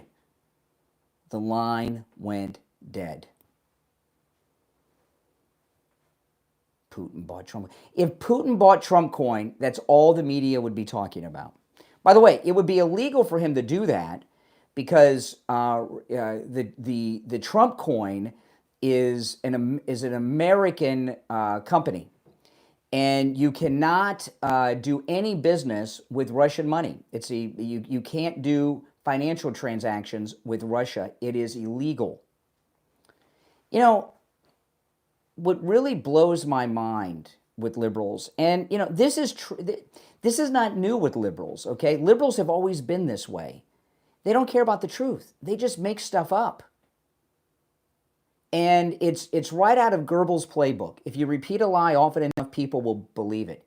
If you happen to have traveled to Russia prior to the invasion of Ukraine, and you have some Russian rubles left over that you got over there, you cannot take them to a bank and exchange them for U.S. money. You can't go and buy Russian rubles. So if Putin bought Trump coin, that would be an illegal transaction. Okay? That would not be allowed. And if it happened somehow, all the media would be talking about would be that. So it doesn't surprise me that the guy, and what was this thing that he hung up? What was this thing? I'm the news source. I'm calling from Elise Stefanik's district. What does that even mean? If he's in Elise Stefanik's district, what does that mean? My congressional district is that of a Democrat. I got a Democrat who's my voice in the House. Right? What does that mean? But, no matter what era we're in, Democrats always lie. They're allergic to the truth. And I'll tell you, there's something very strange going on in Arizona with Katie Hobbs. Arizona Governor Katie Hobbs vetoed a bill preventing China from buying land near U.S. military bases in the state of Arizona. Someone needs to look into that, into her. Yesterday, the day before yesterday, the story broke. We were talking about it yesterday. China just had this, what did they call it? Agro-terrorism, attempted attack on the United States. It was an attempted attack on our food supply. China's been buying up not just land near military bases, but farmland all over the country. The land near military bases are for spying. We all know this. And the farmland, well, control of the farmland isn't just control over the food supply. It's control over the economy. As an example, right? I don't know what kind of farmland they're buying, but let's just say they're buying up farmland like crazy. It should all be seized. I would love to see President Trump sign an executive order immediately ordering the federal government to seize all Chinese-owned land in this country. They should not own a square inch of U.S. territory. They're not owning it for anything other than either spying on us or disrupting us. So let's just say the farms that they own, the crop, they own a lot of corn. It could be any crop, but they're buying farmland. What if they just don't grow corn or make sure that the corn goes rotten? What have they done? They've caused an economic impact on corn. Corn goes up. And corn's used in ethanol. It could have not just an effect on our food supply, but our economy. Look at what the eggs have done. And I was asking the question yesterday. One of our sponsors texted me about this during the show yesterday. That do you think after this agro-terrorism that they were busted with, do you think it's possible they had something to do with the egg prices? I would not be surprised. So when Katie Hobbs vetoes a bill preventing China from buying land near military bases, what type of government official does that? My guess would be a government official who's on the take with the CCP. Now, I don't know if Katie Hobbs is, but shouldn't it be investigated? Maybe when Dan Bongino's done telling us that there's nothing to see here with Jeffrey Epstein, he can get involved in some real crimes. Why is Katie Hobbs vetoing this? This is incredibly popular. This is in the Gateway Pundit. Arizona's Democratic Governor Katie Hobbs has vetoed a bill that would prevent the Chinese Communist Party from buying land near strategic assets such as military bases. It really seems like Democrats are hell-bent on doing everything they can do to weaken the United States. Yeah, Fox News reporting, Katie Hobbs, who is up for re-election next year, garnered backlash on Tuesday after vetoing a bill aimed at preventing China from buying up land next to strategic assets such as military bases. She's up for re-election next year. Why would the governor who's up for re-election veto such a bill that was just passed by her state legislature? The only reason I can think of is there's a CCP connection. This needs to be investigated. The Arizona State Senate Majority Leader said the politically motivated veto was insane. She says Hobbs is an obstructionist. Hobbs said this is ineffective at counter-espionage and did not directly protect American military assets. If they're buying land near a military asset, they're doing a couple things. It's to spy. Now, that doesn't mean they're going to necessarily set up a listening post. They'll send out their honeypots to have sex with men who work on the base to get information. This is how it happens, okay? My goodness. We know they've done this. There's members of Congress who have been caught up in the honeypots. Remember Fang Fang? And it's happened to Republicans. Remember the Russians had that honeypot at the NRA convention that was seducing men? You know, Judge Merchan's back in the news today. He's the corrupt judge that convicted Trump on those fake things in his corrupt courtroom. He's the judge whose daughter raised $100 million. on the promise of putting Trump in prison, and he left seats open and reserved for her in his courtroom so she could bring clients in to see Trump on trial. I mean, this guy's corrupt, right? Yesterday, he got a case, and he made a ruling stopping Trump from deporting more Venezuelan gang members. This is his, I've lost track. But Judge Merchan has gotten 4 or 5 Trump cases that are supposed to be randomly assigned to judges in that district. How are they always landing on Merchan at the random assigning of these Trump cases? Bongino, can you stop trying to say nothing to see here about espionage and go look at Merchan? He's got another Trump case. Supposed to be randomly assigned. Something's going on, Bongino. Do you mind? Could you do that, Bongino? If it's not too much trouble. You're on the air. What's your name? Where are you calling from? Hey, you hung up on me before. Your phone line went dead. Okay, I'll take your word for it, but I didn't hang up on you. Well, okay. But I'm not going to take your word. And now, let me just recap the conversation, okay? For those that missed it prior. You made the claim, without any information to back it up, that Vladimir Putin personally bought the Trump coin. Okay, I asked you repeatedly to cite a news story, which you said you're the news source. It is illegal. It is illegal to do business with Russia. Okay, to take rubles for Trump coin would be a major federal crime. Not one, and as we were talking, I did some looking for this. Not a single news outlet has reported it. Do you think Trump does not own Bitcoin? Or, I'm sorry, no. We're not talking about Bitcoin. I own Bitcoin. What you said was Putin bought Trump coin.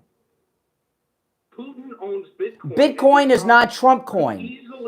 Trump coin is not Bitcoin. Well, if somebody finds if someone finds a way, hold on. If that story were true and verifiable, MSNBC and CNN would be all over it. There's not a single story. Brian, he's the richest man on earth. I'm sure there's a way he can end up buying Trump coin.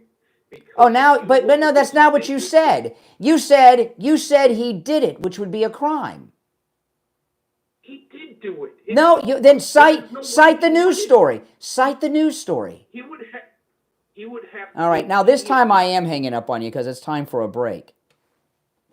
Give me one liberal news story. We'll talk about it. He said he's the news source, he says. We'll be right back.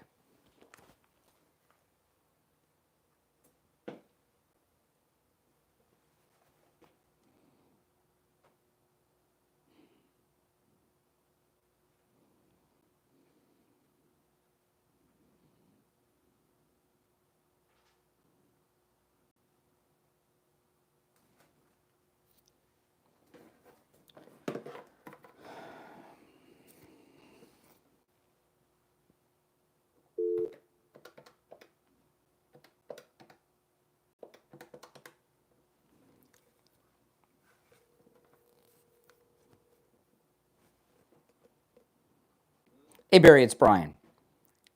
I'm going to put you on hold. I'll be with you shortly. Hold on.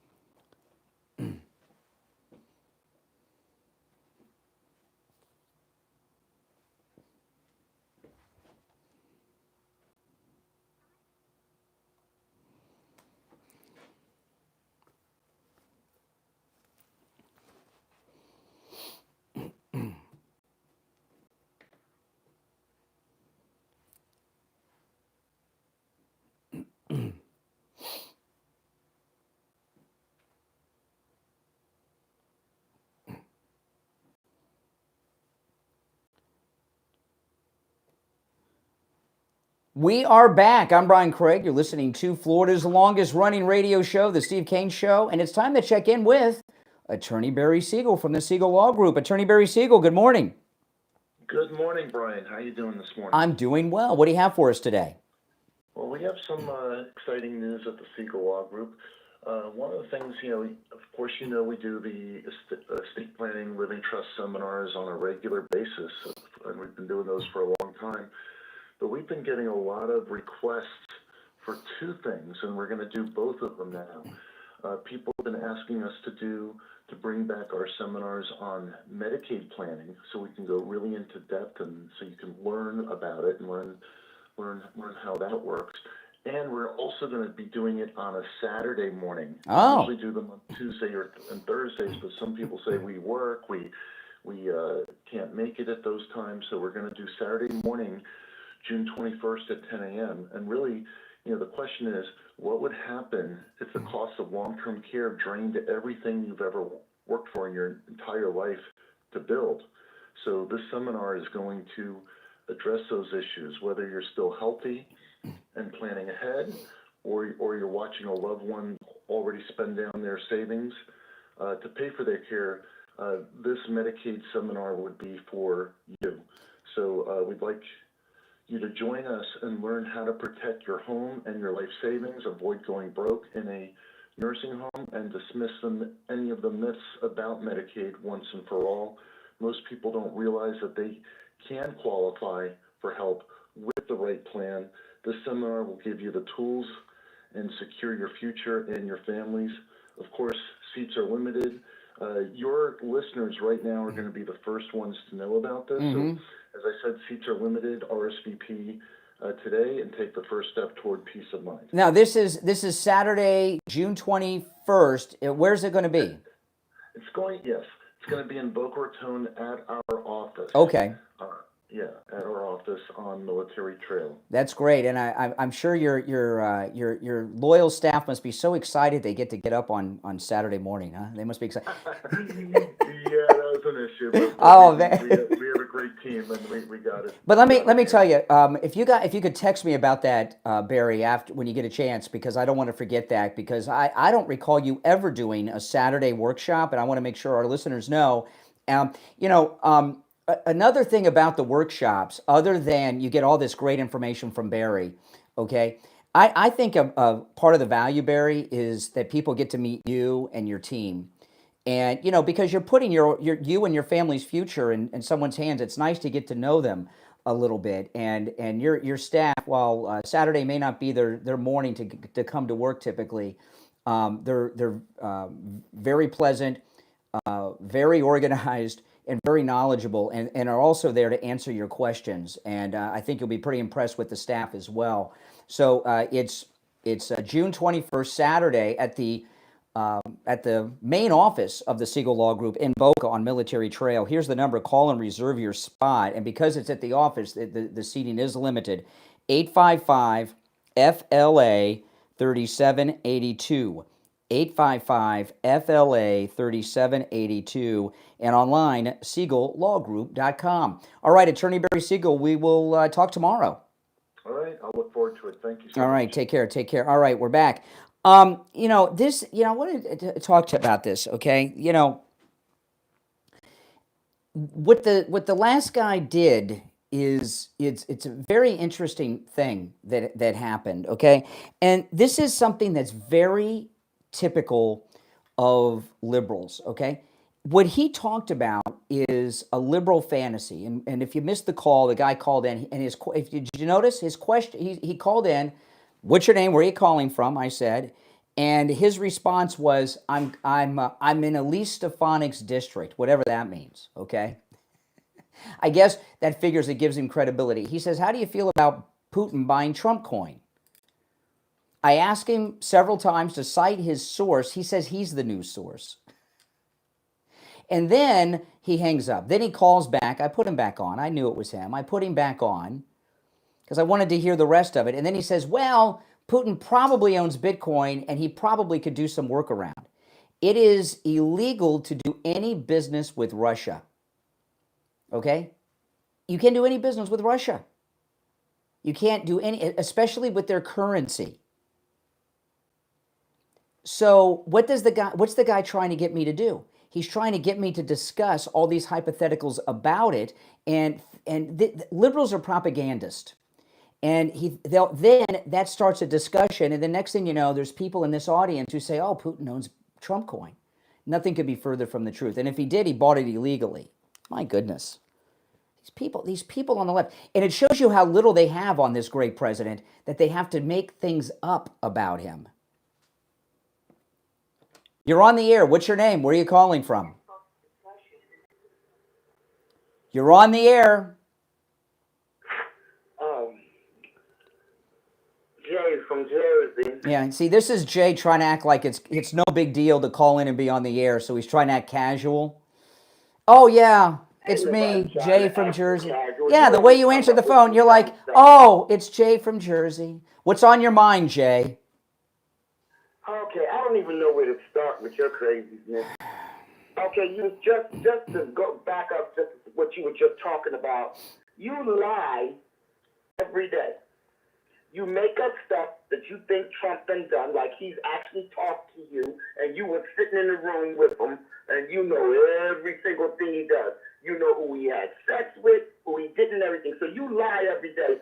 So that man saying he's talking about it and don't know about it, you do the same thing. Give me an example. Okay. You say I lie every day. What lie did I tell today? Let's tell a lie you told yesterday. Okay, yesterday's close. You give an example. The lie you told yesterday. Oh, don't believe that Elon Musk and Trump are falling out. They're still big buds. The president is pissed off of what Elon Musk said. Now slow down, Joe. Slow down, Jay. First off, even if I was incorrect, that's not a lie. What you're talking about... Yes, it is. Calm down. Calm down. Don't sound so hysterical, okay? I mean, come on. What you're confusing someone being incorrect. Lying is knowingly telling something that's false, okay? I'm giving you my analysis on the situation. Last night on Newsmax, which is credible, they ran with the story that I had and said that Trump is... This was one of the anchors on Newsmax said yesterday that President Trump is playing four-dimensional chess, 4D chess. I said dimensional because you might not know what the D stands for.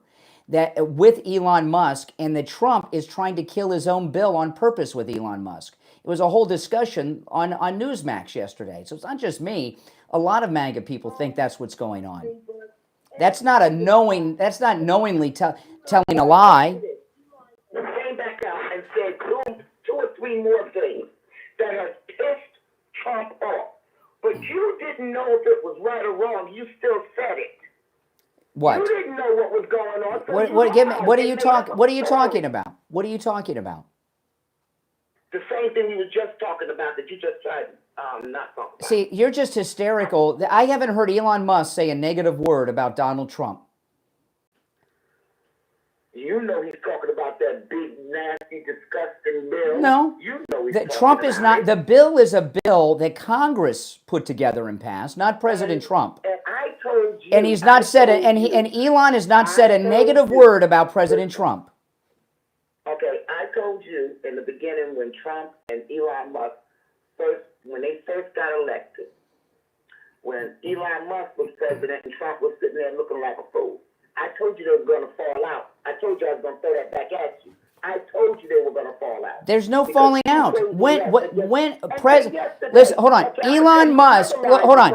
Elon Musk has not said a negative word about Trump, and this bill was not written by Trump. He's talked about congressmen and a bill written by Congress. You told yesterday. Well, no, there was no first lie. We're still waiting. We're still waiting for the first lie. Okay, you think it's not a lie, but I know it is. Here's the second lie. Somebody calls you up and told you. You know for a fact, because everybody's talking about it, and you see how bizarre he acts. Elon Musk is a junkie. A junkie? And you know that. Everybody's what drug is he on? He's on everything. You see how do you know this? No, there was a story last week that made that accusation in the New York Times, and Elon has denied it. Do you have evidence that he's doing illegal drugs? you can see he's doing illegal drugs. What do you mean you can But see? You don't want to see the He, truth. what has he done? Well, hold on a second. What has he done that displays junkie-like behavior? Okay, he stands there with his head twisting back and forth like I've never seen him. I've never seen him do that. Everybody has seen it. They play the memes. People that are drug addicts are self-destructive. What has he done that's self-destructive? Because he stands. Look, okay, forget that. Let me ask you. Oh, so you're gonna withdraw that chain? Okay. And see, I bet you won't answer this one. I can guarantee you. I bet money on it that you won't answer it.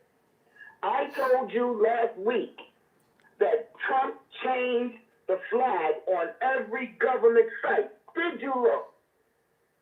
No. Why? You didn't say that. You said last week that he changed the flag of the United States. Now and then, yeah. All right. Appreciate the call. Oh my goodness. Oh my goodness. Now I want to tell you guys about Coastal Weight Loss Secret. You know, I thought losing weight was hard, and I thought it would be impossible. That I'd have to starve myself. I'd have to exercise. Exercise. If exercise was a requirement, I was doomed to fail because, you know, I remember when I met with Dr. Zuckerman the first time at Coastal Weight Loss Secret, and he told me, you know, he told me the secret. He'll tell you the secret too when you go take advantage of the no charge consult. But you know, the thing about it is, if I said, thank the Lord, Doc. I said, if exercise was a requirement, I'd fail because I couldn't exercise. I see these people in my neighborhood, 4:30, 5 in the morning, they're out speed walking and jogging. Forget about it. So no exercise. I haven't starved myself. I'm not taking any prescription medication like Ozempic, and I lost all this weight. And those of you that watch me online on YouTube, you've seen it. I'm a lot less of a man than I was just a couple months back. You know, the first day I met with Doc over at Coastal Weight Loss Secret was Inauguration Day. I went and met with him. That was the first time I met with him before I went to Wings Plus on Inauguration Day that day. And I started Coastal Weight Loss Secret the Monday after Inauguration Day because I was going to visit my daughter in California. And, you know, and I was like, I can't do it. I'll start when I get back. So I met with doctors. We went through everything, and boom, I lost about 1 pound a day. It's absolutely amazing. You can take advantage of this no matter where you're located in the United States, and I know a lot of you around America have. Call Coastal Weight Loss Secret. Make sure you tell them you heard about them on the True Oldies channel. 561-247-6300. 561-247-6300. And online, coastalweightlossecret.com. Back after this.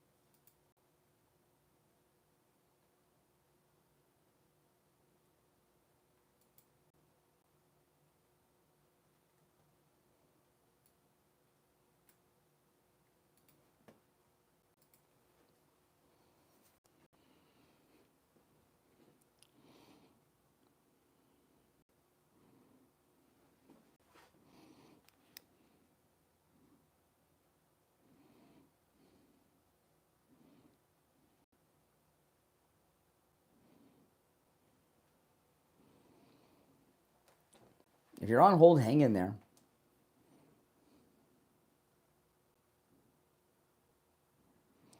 See, the reason that Jay from Jersey is so upset is because he has all these delusions that he wants to believe.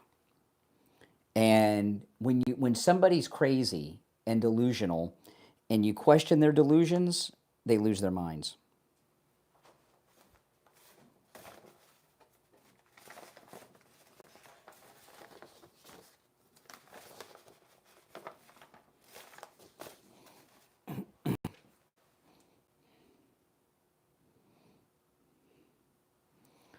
Less than a minute, we'll be back.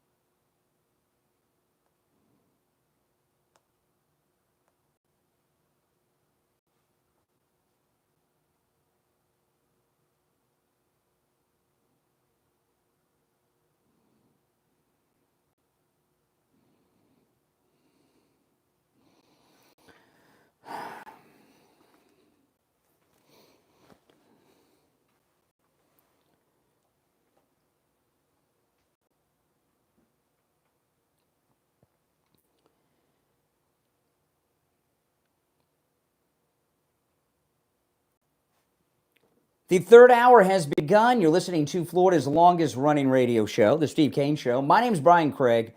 Excuse me. We have covered a lot today. Let's go back to the phones. You're on the air. What's your name? Where are you calling from? Come on, Maryland. Okay, what's on your mind? A question about Elon. Okay, what's the question? He's changed, I think. I'm for Trump. Who's changed? Elon Musk. How so? Looks like the same person to me. He's not for the big, beautiful bill. Well, President Trump may not be for the big, beautiful bill in its current form. Have you thought about that? Yeah, that's true. You know, they put a lot of things in there that, you know, President Trump didn't write this bill. These Republicans in Congress wrote this bill. It's called the big, beautiful bill, but it's not the big, beautiful bill that Trump wanted. It's got a lot of things in there that he doesn't want. Okay. Yeah, I'm for Trump all the way. Well, good. I hope he runs in 2028, too. Yeah, and I hope he runs in 2032 and 2036 and 2040. I'm fine with that. All right, appreciate the call. See the damage that the media does to people? That woman is hardcore MAGA, and even she thinks that something's going on here. See how powerful repeating these lies can be if they're not countered? You're on the air. What's your name? Where are you calling from? Hey, the law of Lake Worth. Hey, Yep. Did that big sexy bill pass yet? The big sexy bill? I don't know what you're talking about. Something Big, involving beautiful one. sex? No, the big beautiful one. You know the answer. Did it get passed? You know the answer. Of course. I heard from someone yesterday that it did. I looked it up online. I didn't really find any. You know it hasn't. You know the answer to that. Why are you pretending not to know the answer? Why are you asking me a question that you know the answer to? You're trying to be funny. You're trying to be cute. What are you trying to do? No, I'm trying to verify. I'm verifying. You're trying to verify? What are you trying to verify? Did it get passed or not? I'm gonna. Okay, I'll play along. Not yet. No. Go ahead, Brian. Oh, not yet? Oh, well, all right. Okay. All right. I thought it did get passed. I was told there were research, and I didn't really come up with a conclusion based on Google. Okay, so it did not pass. If it passes, you won't have to Google it. It'll be what everyone's talking about. Well, I just heard the other day from somebody 2 days ago that, hey, it passed. So no, it passed. It passed in the House. Now it's in the Senate. Okay, thank you. All right. See, I'm not playing dumb. I'm out of the loop here. Okay. So it did not pass. All right, so the information I got was not correct. Because they're saying, oh, yeah. No, well, I mean, it has passed in the House. Now the Senate has to pass it. Okay, can they alter it at this point? Yeah, it'll be altered many, many times before it makes it to President Trump's desk, if it ever does. So where are we as far as taxing on overtime? Well, that is in the bill. When President Trump signs the bill into law, there'll be no tax on tips. But is there something to the extent let's say no tax on overtime up to $10,000? Is that what it is? We don't. Well, we don't know because the bill has not been finalized yet. So we don't know if there'll be a cap or not. Okay. Hopefully not. Hopefully not. You know, that'll change lives overnight, you know? Well, even if there's a cap of $10,000, it's life-changing money. That's $10,000. That's $10,000 of untaxed income. Yeah, better than nothing. You're right. Yeah. No, it's not better than nothing. It's a lot. It is, yeah, but can you imagine if there's no cap at all? Whew, that's even better, you know? Well, I'm working in 70, 75-hour weeks, so lots of overtime, and it's being taxed, you know, and it hurts to look at it, you know, it's like, it's ridiculous. One other thing I wanted to mention, real quick, you said that maybe you didn't say all, but illegal immigrants are able to get Medicaid, and that's not the case because... Oh, yes, it is the case. In fact, it came up, there was a, they're not supposed to, but they illegally do it. In fact, yesterday, well, I'm not a criminal. I don't, and even if I knew how to do it, I wouldn't broadcast it over the air on how to commit financial crimes like that. But there was, okay, last night, there was a debate on television in New York City for those that are running for mayor. And one of the topics that came up was all the illegals. There's one. It was either 1.4 or 1.7 million illegals are on Medicaid, and one of the topics they were talking about were all the illegals that are on Medicaid in the New York City mayoral debate yesterday, that was on local television in New York. Yeah. Okay, well, this is very unfair because you might remember I have an illegal immigrant girlfriend. She's pregnant. And we tried to get Medicaid, and we didn't qualify because her Social Security number was invalid. Well, wait a minute.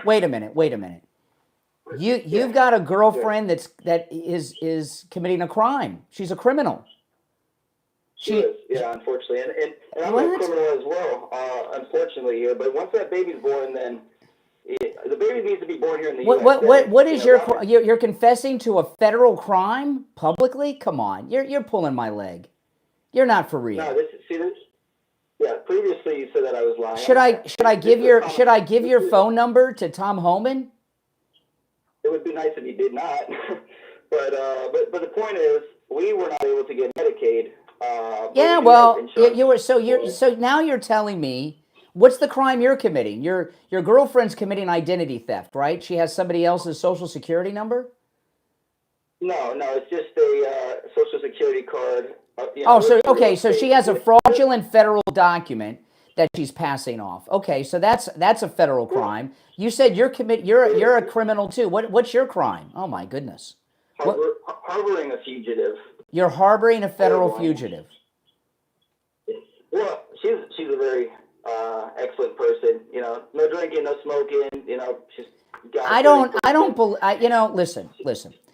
I could sit here and rant and rave and do a whole rap on your situation, but I just don't believe you. You called in with this a few weeks ago.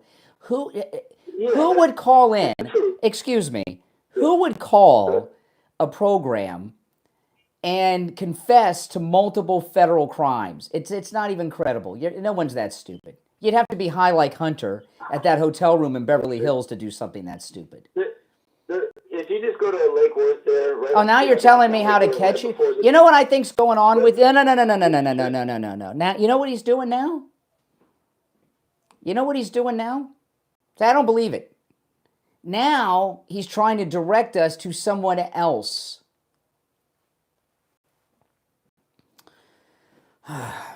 Right? He's trying to direct this fictitious crime onto someone else because he was going to say, you just go here, you just go there. Oh my goodness. You know, I can't get myself to get involved in a discussion with someone. You know, I started this new term, with these callers. I called a lot of these people cosplay callers, where, you know, and this is not new to call-in radio shows.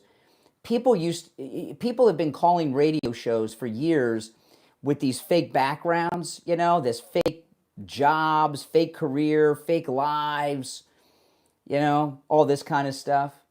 And I have heard so many people over the years I used to do this myself. I used to, before I was on the air, and I fell into, not going to do with This Is Your Life, but how I got on the radio. I used to call radio stations all the time and go on the air. I was kind of like a chronic caller when I was young to every type of radio station and every station in the market. And sometimes it would be DJs calling in. I would call in during contests. I called in and sang on the air on Sonny Fox's show on Y100 a couple times. They had this thing, if you called in singing from the shower, you could win something or other. And I didn't sing in the shower. I sang next to the sink with the water running and everything, and he did. But and eventually I found my way into radio stations by being a caller. But people call in with these fake backgrounds all the time, and I just can't get myself, when somebody does that, to go on some rap on this fictitious thing. And his lies are so stupid and fantastical. I'd sound like an idiot if I was doing that. And I started this thing calling these people cosplay callers, where they're with this whole fictitious background and everything. It's nonsense. All right, I'd like to talk to some real people though. If you're on hold, hang in there. If you'd like to call in, our number's toll free, 1-888-465-2631. I want to tell you about Jupiter Joe Thomas and annuities. The thing about Joe Thomas and annuities, it's just amazing. I don't know why everyone's not invested in annuities. Your money is never at risk, and you're guaranteed income for the rest of your life in your retirement. That sounds like a pretty good idea to me, right? I don't like all this stuff of stocks up, stocks down, losing money. And today, everyone has their financial portfolios on an app on their phone, and people get really upset. Oh my goodness, I lost $58,000 today. I mean, it's you ever had that happen or know someone that tells you that? With Jupiter Joe and annuities, that'll never be a problem because you'll never lose money, and you've got that revenue stream. And he offers free consultations, which you can take advantage of no matter where you're located in the United States. And he's a top guy in the industry. He's been in the retirement planning business for over 30 years, and he's a 5-time qualifying member of the $1 Million Roundtable, which is achieved by fewer than 1% of all the financial advisors in the world. So he doesn't just have over 30 years of experience, he's a top man in the industry. Give him a call and take advantage of that no-charge consultation. He'll also send you a free copy of his book, 561-743-0999. 561-743-0999. And if you missed the number, just go to his website, jupiterjoe.com. We'll be right back.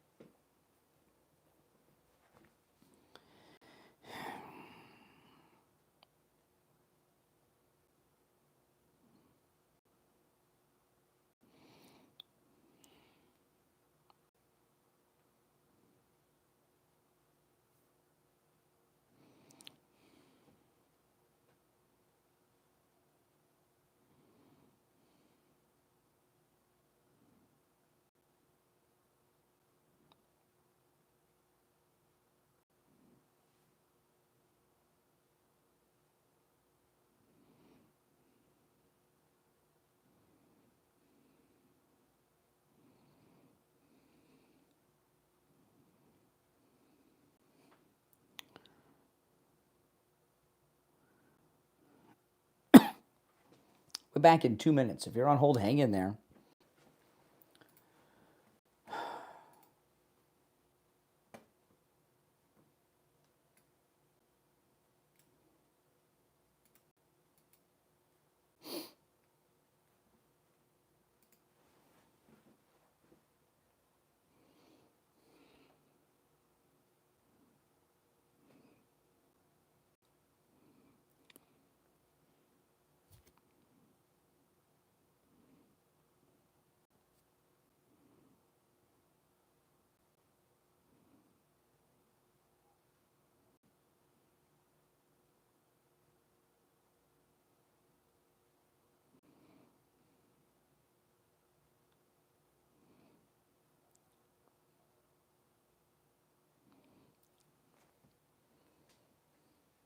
Thank you, Indo Wars. Appreciate that.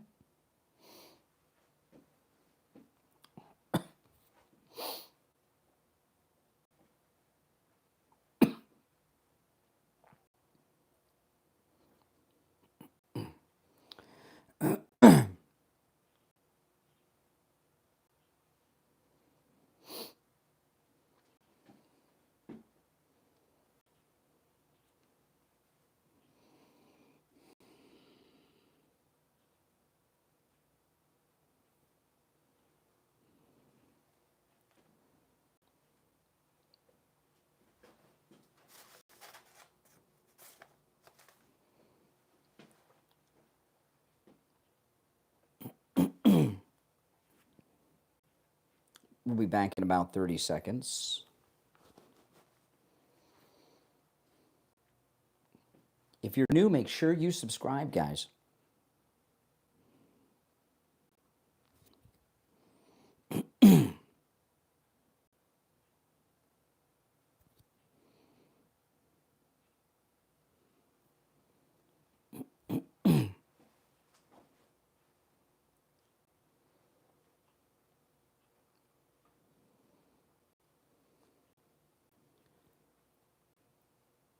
Welcome back, everyone. I'm Brian Craig. It's the Steve Kane Show, Florida's longest running radio show on the radio since 1977, celebrating 48 years on the radio. Okay, this next thing here that I got to cover, it pains me to do this. I do not want to share the story that I'm about to share with you.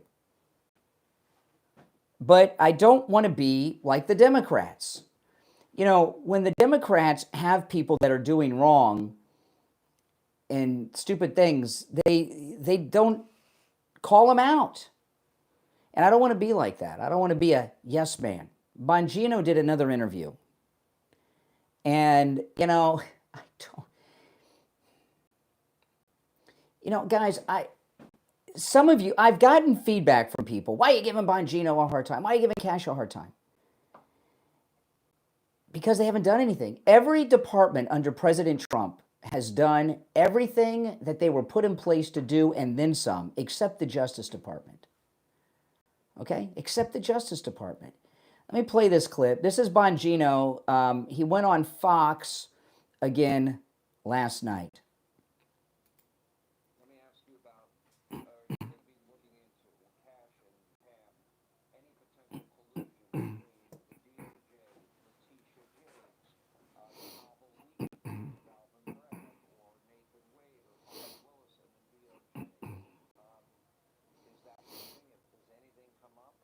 Is there any way to determine whether or not evidence was destroyed in any of these cases? There's always a way to determine that. I don't want to comment on that specific case right now for a reason. Yeah. I don't want to get ahead of the Department of Justice on that. But I want to say this. You know, the FBI obviously has a public corruption portfolio. And yes, if you are a corrupt politician out there, if you are engaged in behavior, and you know what you're doing, we're going to find you. I promise. No one is going to get off the days of selecting and putting your partisan bias on and taking care of your friends. Those days are over. You know what, John? I don't have any friends. I don't want any friends. Well, maybe outside of you. I don't care. I didn't come here for the money. I didn't come here to make. I know. I am coming for the money. I can tell people that for sure. Friends. I don't give a damn about friends. I don't have any friends. I don't want any friends. I got my wife. I got you, and I got a small crew of people. So I don't need any friends. If you're a politician, DC, get a dog. We're coming for you. That'll help. Yeah. You want to fight a DC, right? Go get a Labradoodle like I am. Okay, yeah, get a Labradoodle. Okay, he says if you're a public official doing corruption, we'll come after you. Enough of this, we're going to. How about doing something? Right? You ever heard that old saying, those who do, those who can't, teach, and those who can't teach gym or something? Remember that old thing? Enough of these promises. We're coming up on 3 weeks since the rivers were going to flow, and we've got nothing. The biggest thing we have is he's telling us now that there's no conspiracy with Epstein. Okay, I know. Okay, another week of that. This ruling yesterday with Mershon, Judge Mershon, it pains me. It really, truly pains me to share these stories about Dan Bongino. It really does. And some of you may not think it does, okay? But it does. Because I want them to do what they were put in place to do. Judge Mershon ruled yesterday, ordered that President Trump cannot deport another group of Venezuelans. Judge Mershon from the Trump trial, the daughter that raised $100 million, he's got, I looked it up, it's not 4 or 5, it's 4. He's gotten 4 cases of Trump's randomly assigned to him in New York. That is impossible, statistically. Plus the $100 million. You want to go corrupt? Go to him. He's a federal judge, Bongino. I mean, I really don't like these stories. Here's the thing, okay? When you talk about stories, as opposed to like when you're doing a show like this, when you talk about stories, there has to be a story. There has to be an update. So I'm not here every day just going off on Dan Bongino or that story that I had earlier with Mark Levin. Something has happened. He keeps doing stupid interviews and saying stupid things. And every time I've talked about Bongino, it's been because he's done a stupid interview, usually on Fox, all of them. This is the third one. Bartiromo, Fox and Friends, and now Sean Hannity. And he says stupid things.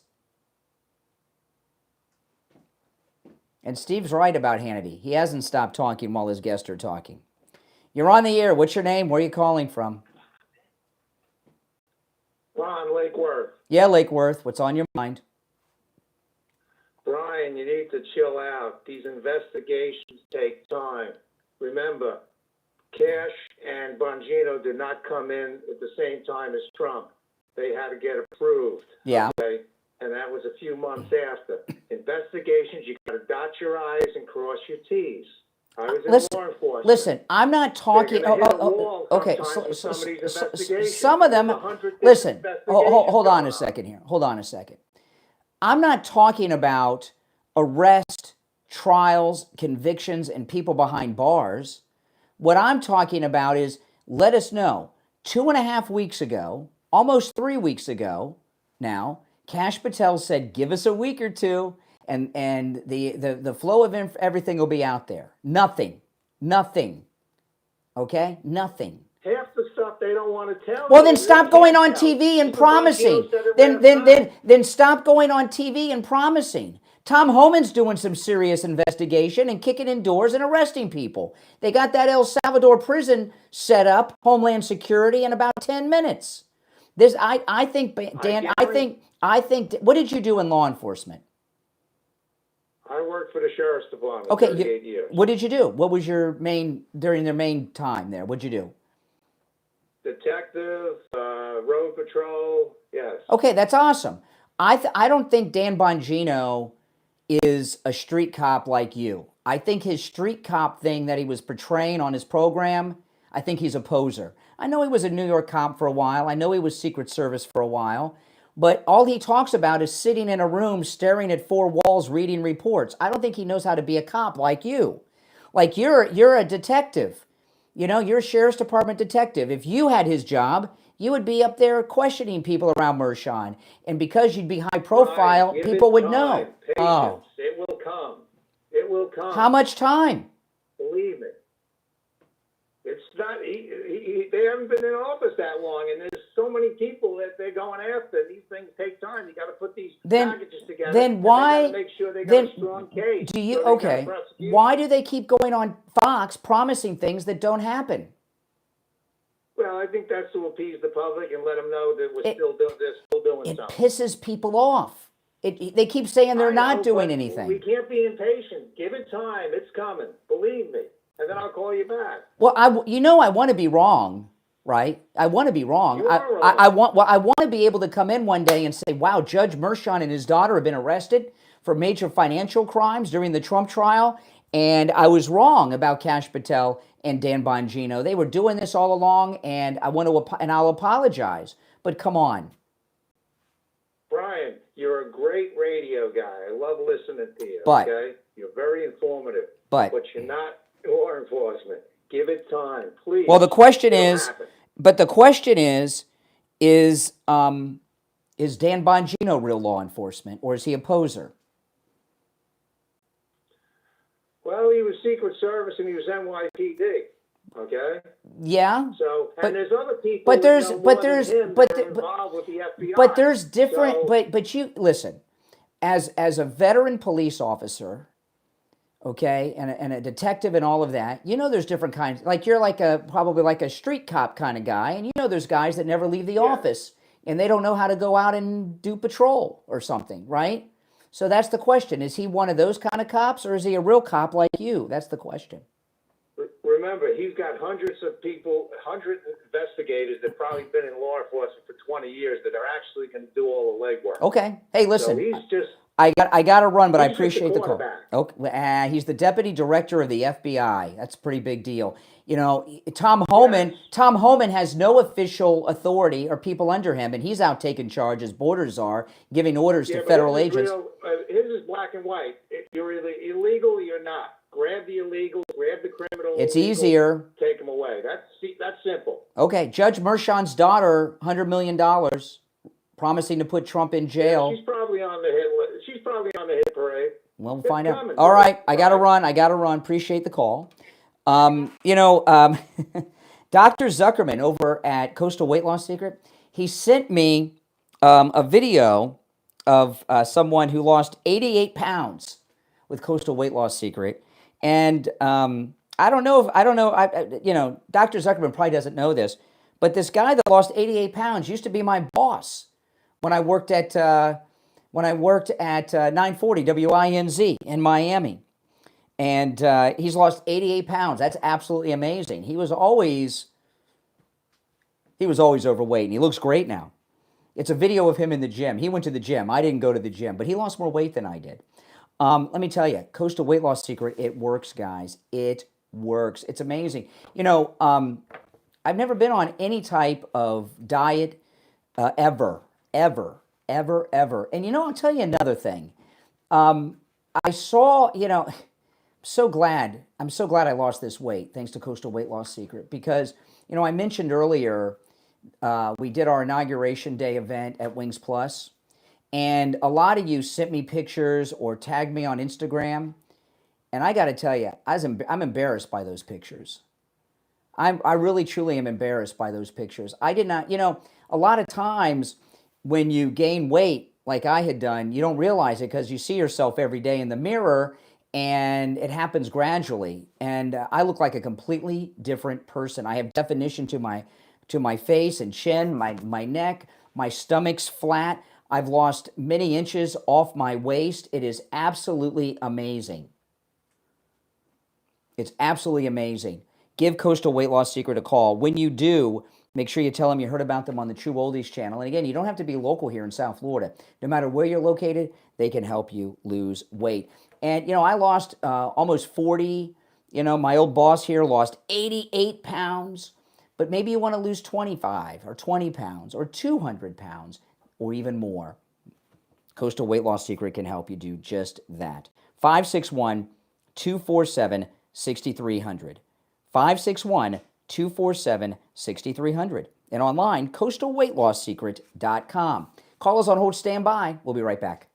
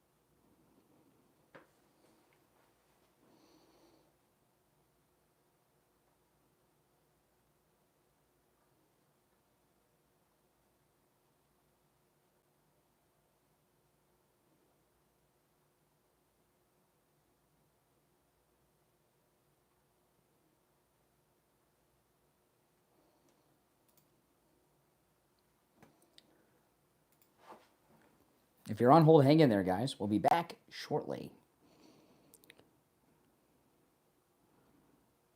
About 1 minute.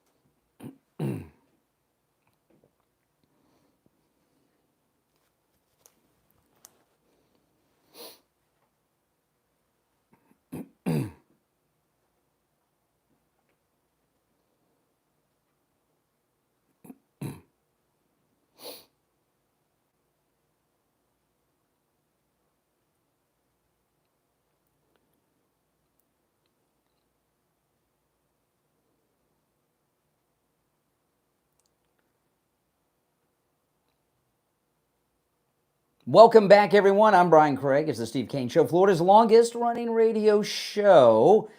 All right, back to our phones. You're on the air. What's your name? Where are you calling from? Good morning, this is Alex. I'm from Texas. How are you? I'll let you know after our conversation. Thanks. Okay, that's nice. Okay, I don't quite get that one, but I'll answer his question. I'm not doing well. That was, I knew from his voice that was not going anywhere. Now, I want to ask you guys a question.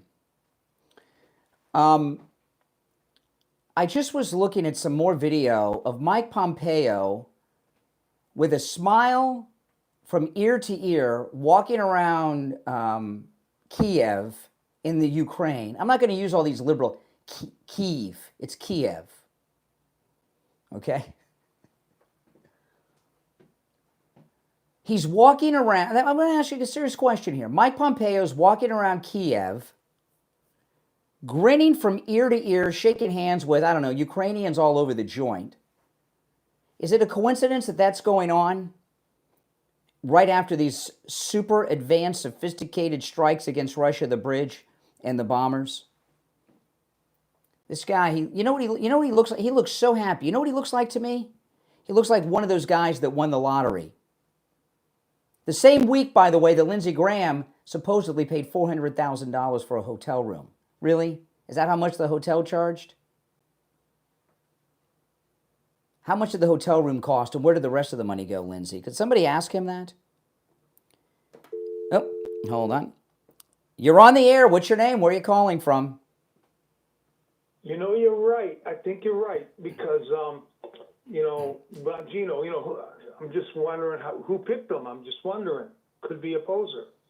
Well, I would imagine it was the president. I mean, he seemed all right to me. I've been watching him the last few years, and he seems like a pretty tough guy and a cop, and said we got to get to the bottom of it and these cover-ups of Epstein and everything. So he talked his way into the big job. You think it's a big act in the Fox circle? Well, I'm starting to think, that's what I said the last call. I am starting to think obviously he was a cop and a Secret Service agent, but that's a big difference. But Tom Homan, he was a big deal too, but he's like real police. Look at him, right? There's real police, and then there's the guys that work in the offices.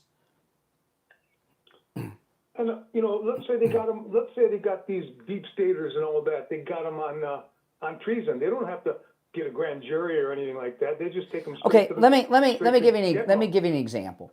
I am not the only MAGA guy that's upset with Cash and Bongino. A lot of people are talking about it, not just me. Okay, and Dan Bongino knows that. That's why he was so depressed on Fox and Friends the other day. He knows he walked away from this. He was making like $1 million a month with his show, according to some reports. He walked away for this low six-figure job. He's blown his reputation. If he, at this point, he portrayed himself to be like a Tom Homan type. If he was the real deal, he'd go out and find somebody to show that he's the real deal. He wouldn't go around like this all the time. Well, what's the process like when they grab these guys? Well, I know, like I remember when the feds got Roger Stone, they called up CNN, they busted in the front door and arrested him. I know when when they went after Solyndra, the FBI went in and came out with boxes of documents. Remember all that? So we know what they do. I know when they went after Peter Navarro, they busted in his house and put him in shackles and put him in John Hinckley's cell in the federal jail in D.C. So and every one of Trump's lawyers too. All Trump's lawyers too. Yes. A hit list. Yes. So they arrested him. They booked them. Including the president himself with the mugshot. And So Bongino, he can snatch these people and just do them like Jan. Well, there's some people. This is what I would do. Okay, I mean, this happened to J. Edgar Hoover when he first took over the FBI, and the FBI was getting attention during the early days of Prohibition. The press started saying, we've never seen him make an arrest, so he went out and arrested somebody so they could show that he could do it. Okay. We need to stop seeing promises that have not been kept. President Trump, promises made, promises kept. Almost 3 weeks ago, 2.5 weeks ago, Kash Patel and Bongino said, give us a week or two and all this stuff's going to flow. We're beyond that.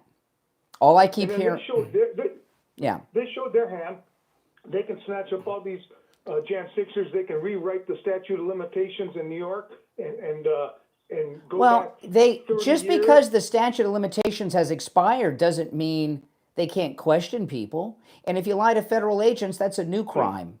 No, it's what I keep referring to as low-hanging fruit. Okay. Are you thinking it's better? To really to pop all this? I think these guys. I think that it looks. Now again, I want to be wrong, and if they do what's right, and then I'll be the first one to say I was wrong. I'm sorry. I apologize. Okay. But I don't think Dan Bongino. I don't think he knows how to do it. He could, as the deputy director of the FBI, I was talking about this on Monday. We had this jihadi in Boulder, Colorado, light Jews on fire while they're alive, including a Holocaust survivor was a victim of that attack. And I'm watching this press conference with Bongino should have been out there taking the lead in that case. So we could see that he's a tough cop. Like Tom Homan. How many times have you seen Tom Homan on TV? Go get him. Lock him up. Get him. But they're dragging the whole family in. They got to get this network of sleepers and all that. They can't do it on TV. It's not like a No, TV he could have been. No, he could have been. Excuse me. He could have been out there and taken the lead, and at least in the press conference, but he didn't do it.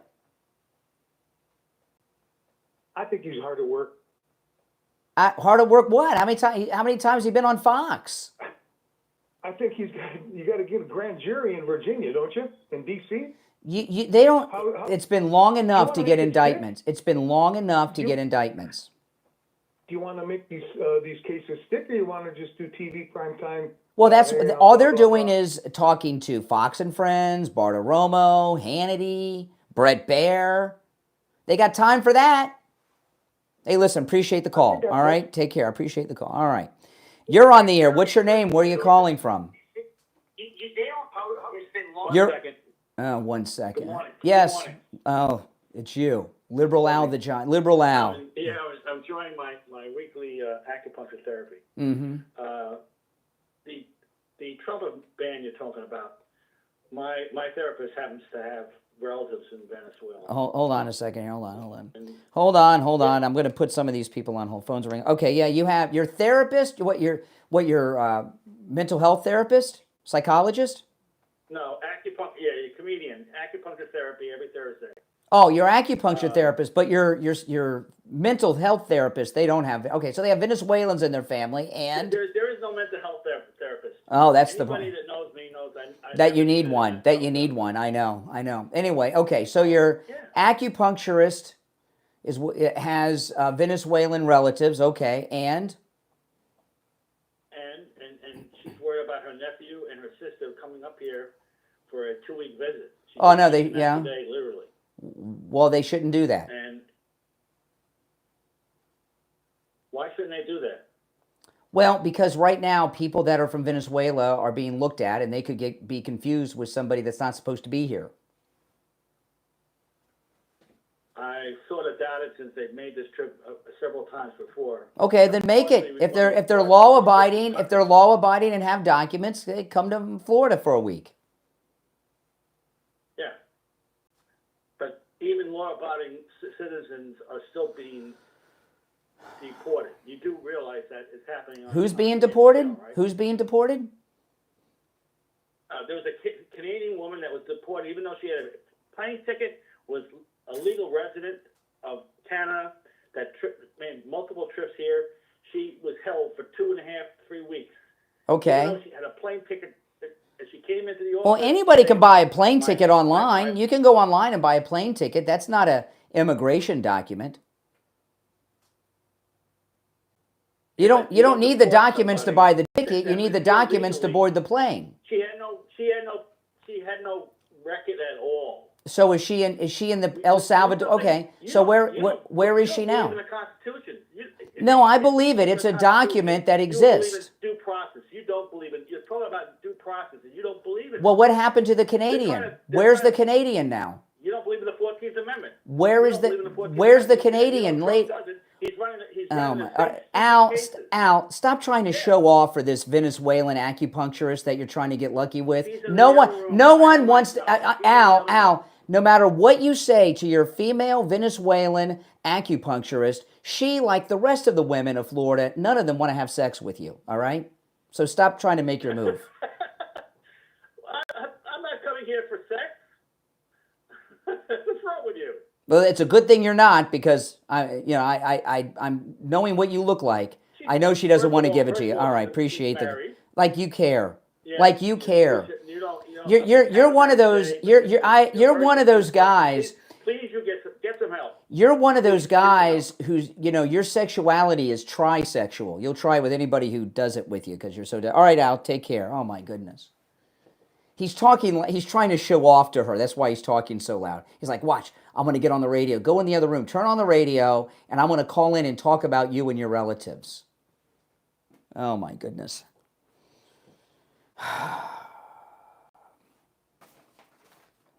Let's talk about the free doorbell camera offer from Slomin's. I love this doorbell camera, and you will too. You can get a free doorbell camera that connects directly to your cell phone with the installation of your Slomin Shield. Slomin's are also going to give you a free customized home security system and professional installation when you use their low-cost central station monitoring. You get an LED touchscreen, a motion detector, 10 contacts, a lifetime warranty, a backup battery, plus you'll receive a free doorbell camera with the installation of your Slomin's Shield. Give them a call. Toll free, 833-283-5050. 833-283-5050. That's 833-283-5050. We'll be right back with the Gold Report.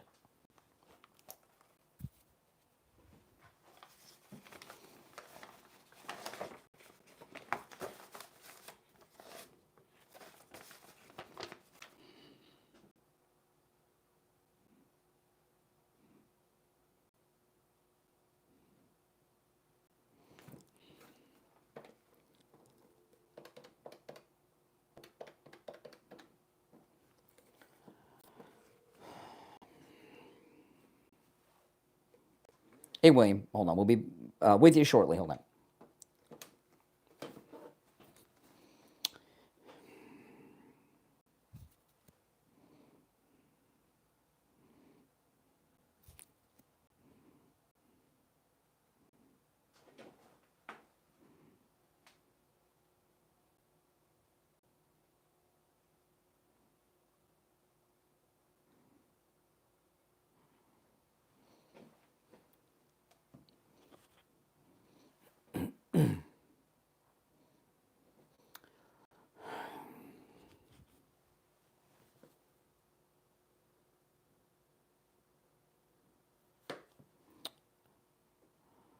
All right, stand by, William. 20 seconds. I'll go to you.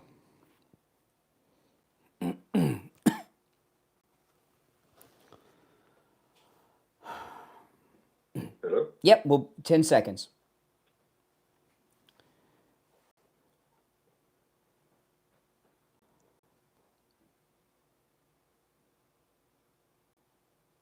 All right, we're back. I'm Brian. It's the Steve Kane Show. It's time to check in with William Youngerman from the offices of William Youngerman Incorporated with the Morning Gold and Precious Metals Report. William Youngerman, how are the metals opening today?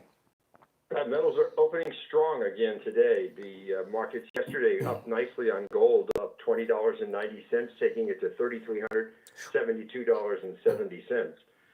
Silver closed at $34.47 yesterday, down a penny. Platinum gained $14 at $1,090, and palladium was down $20 at $978. Overnight, we saw gold trade in a range of $3,360 on the low, all the way up to $3,405. Wow. Right now, we're at $3,392. That's up $19.30. So back up to $3,400 gold again. Silver up $1.46 this morning at $35.94. So far, we've got up to $36.07 on silver this morning. Platinum up $44 at $1,134, and palladium up $29 at $1,007. So all of the precious metals are up strongly today. Oh, yeah. What did you say silver was at?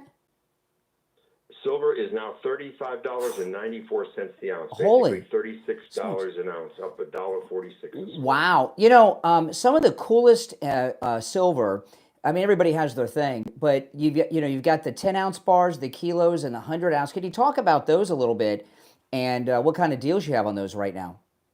Sure. All of the silver products are priced very reasonable as far as the premiums are concerned, actually lowest ever. And you can get the kilo bars or 100-ounce bars for as little as 50 cents over spot.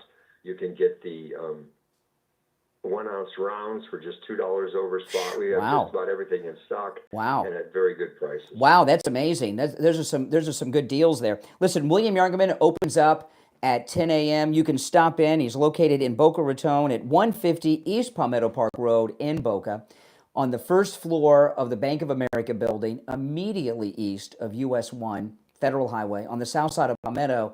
And when you go into the Bank of America building, William Youngerman's shop is directly across the lobby from the bank inside. You can't miss it. Or give him a call, toll free, 800-327-5010, 800-327-5010.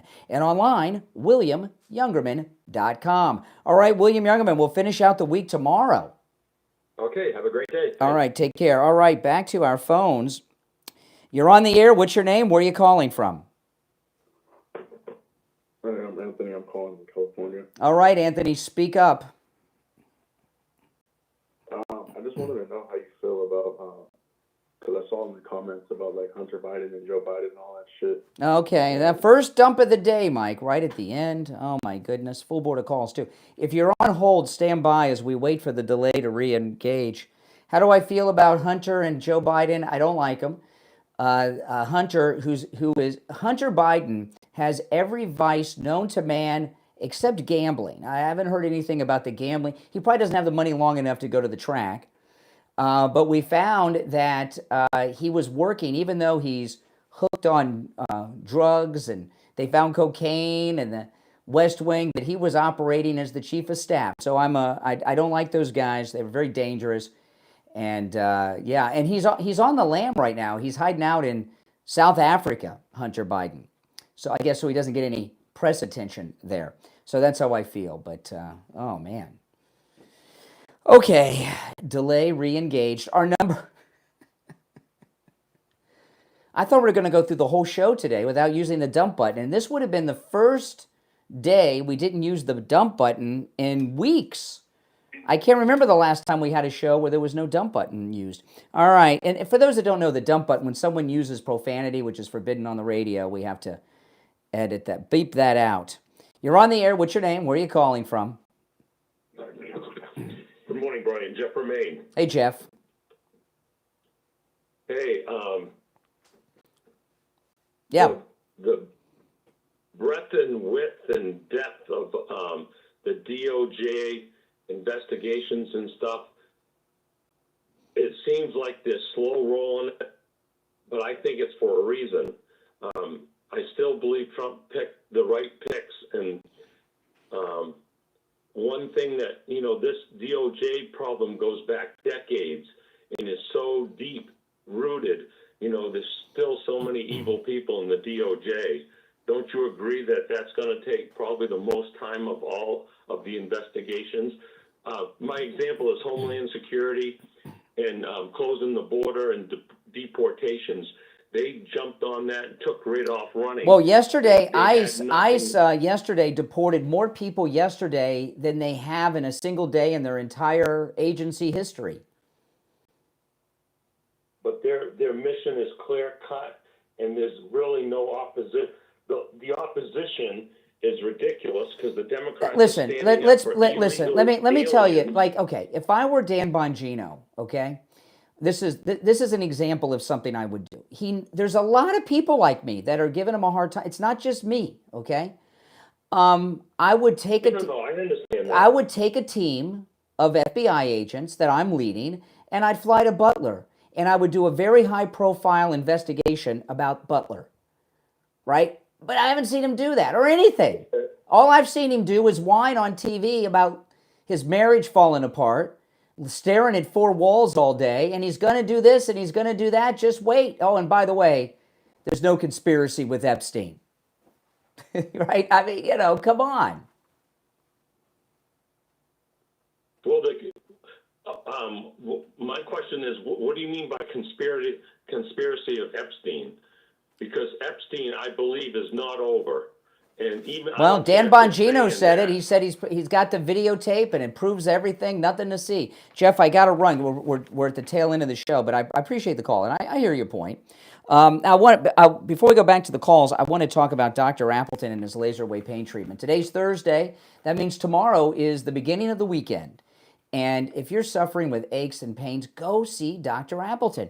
As I was growing older, stuff starts really falling apart at 45, and when you hit 50 is when you notice you don't recover so fast. Right? You used to fall down. I can remember falling down on my bike and having the handlebars go directly in my chest, knocking the wind out of me. I'm lying on the street in front of the house. I can't breathe. I'm in pain, and 5 minutes later, I'm back on my bike with my friends. I mean, you have a problem like very minor like that when you're over 50.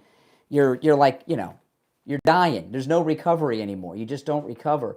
And I was having all kinds of problems until I met Dr. Philip Appleton and started the laser wave pain treatments. He's rid me of pain 7 times.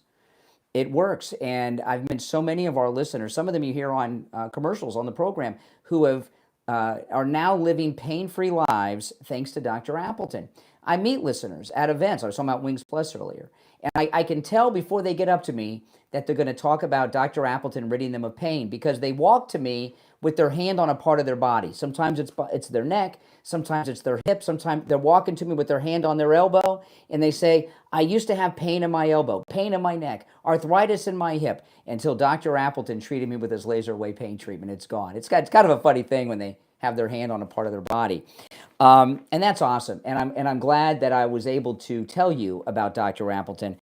Go see Dr. Appleton. Remember, with his laser treatments, which he performs all of himself, there's no shots, no drugs, no surgery, no downtime, and no appointment necessary. Walk-ins are welcome, even on Saturdays. Give him a call. Take advantage of the no-charge consultation.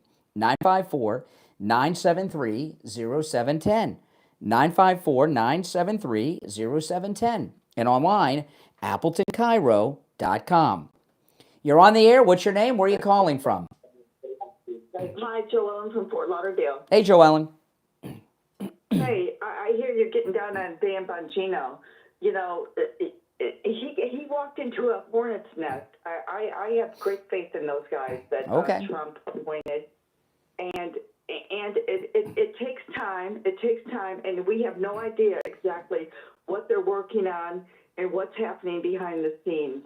So he did not want to take that job. Yeah. Who wants to walk away from it for 3 hours? Why didn't he want to take it? Why do you think he didn't want to take it? Well, one, his health. One thing is his health. He's always been, if you ever listen to him on the radio, it's always been a thing with him. He looks all right. He works out every day. And his family, and he had a great life.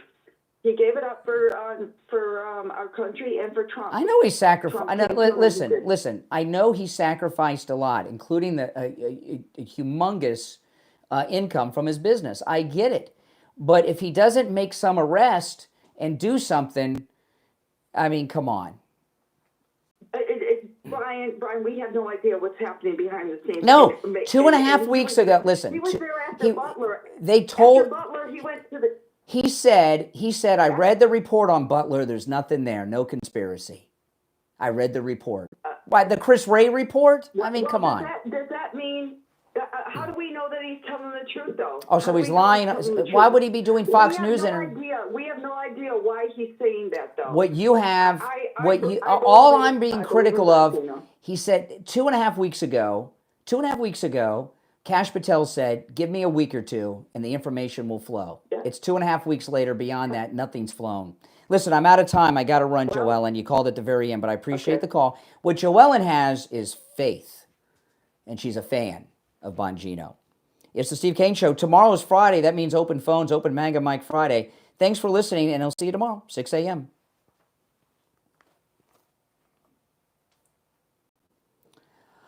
All right, yeah, so tomorrow is open phones. Those of you that are new, we call it Open MAGA Mike Friday. And on Friday's show, you can call in about any and everything on your mind. You don't have to call in and talk about the things that we bring up. It's completely open phones. We call it Open MAGA Mike Friday. That's tomorrow, so don't miss it.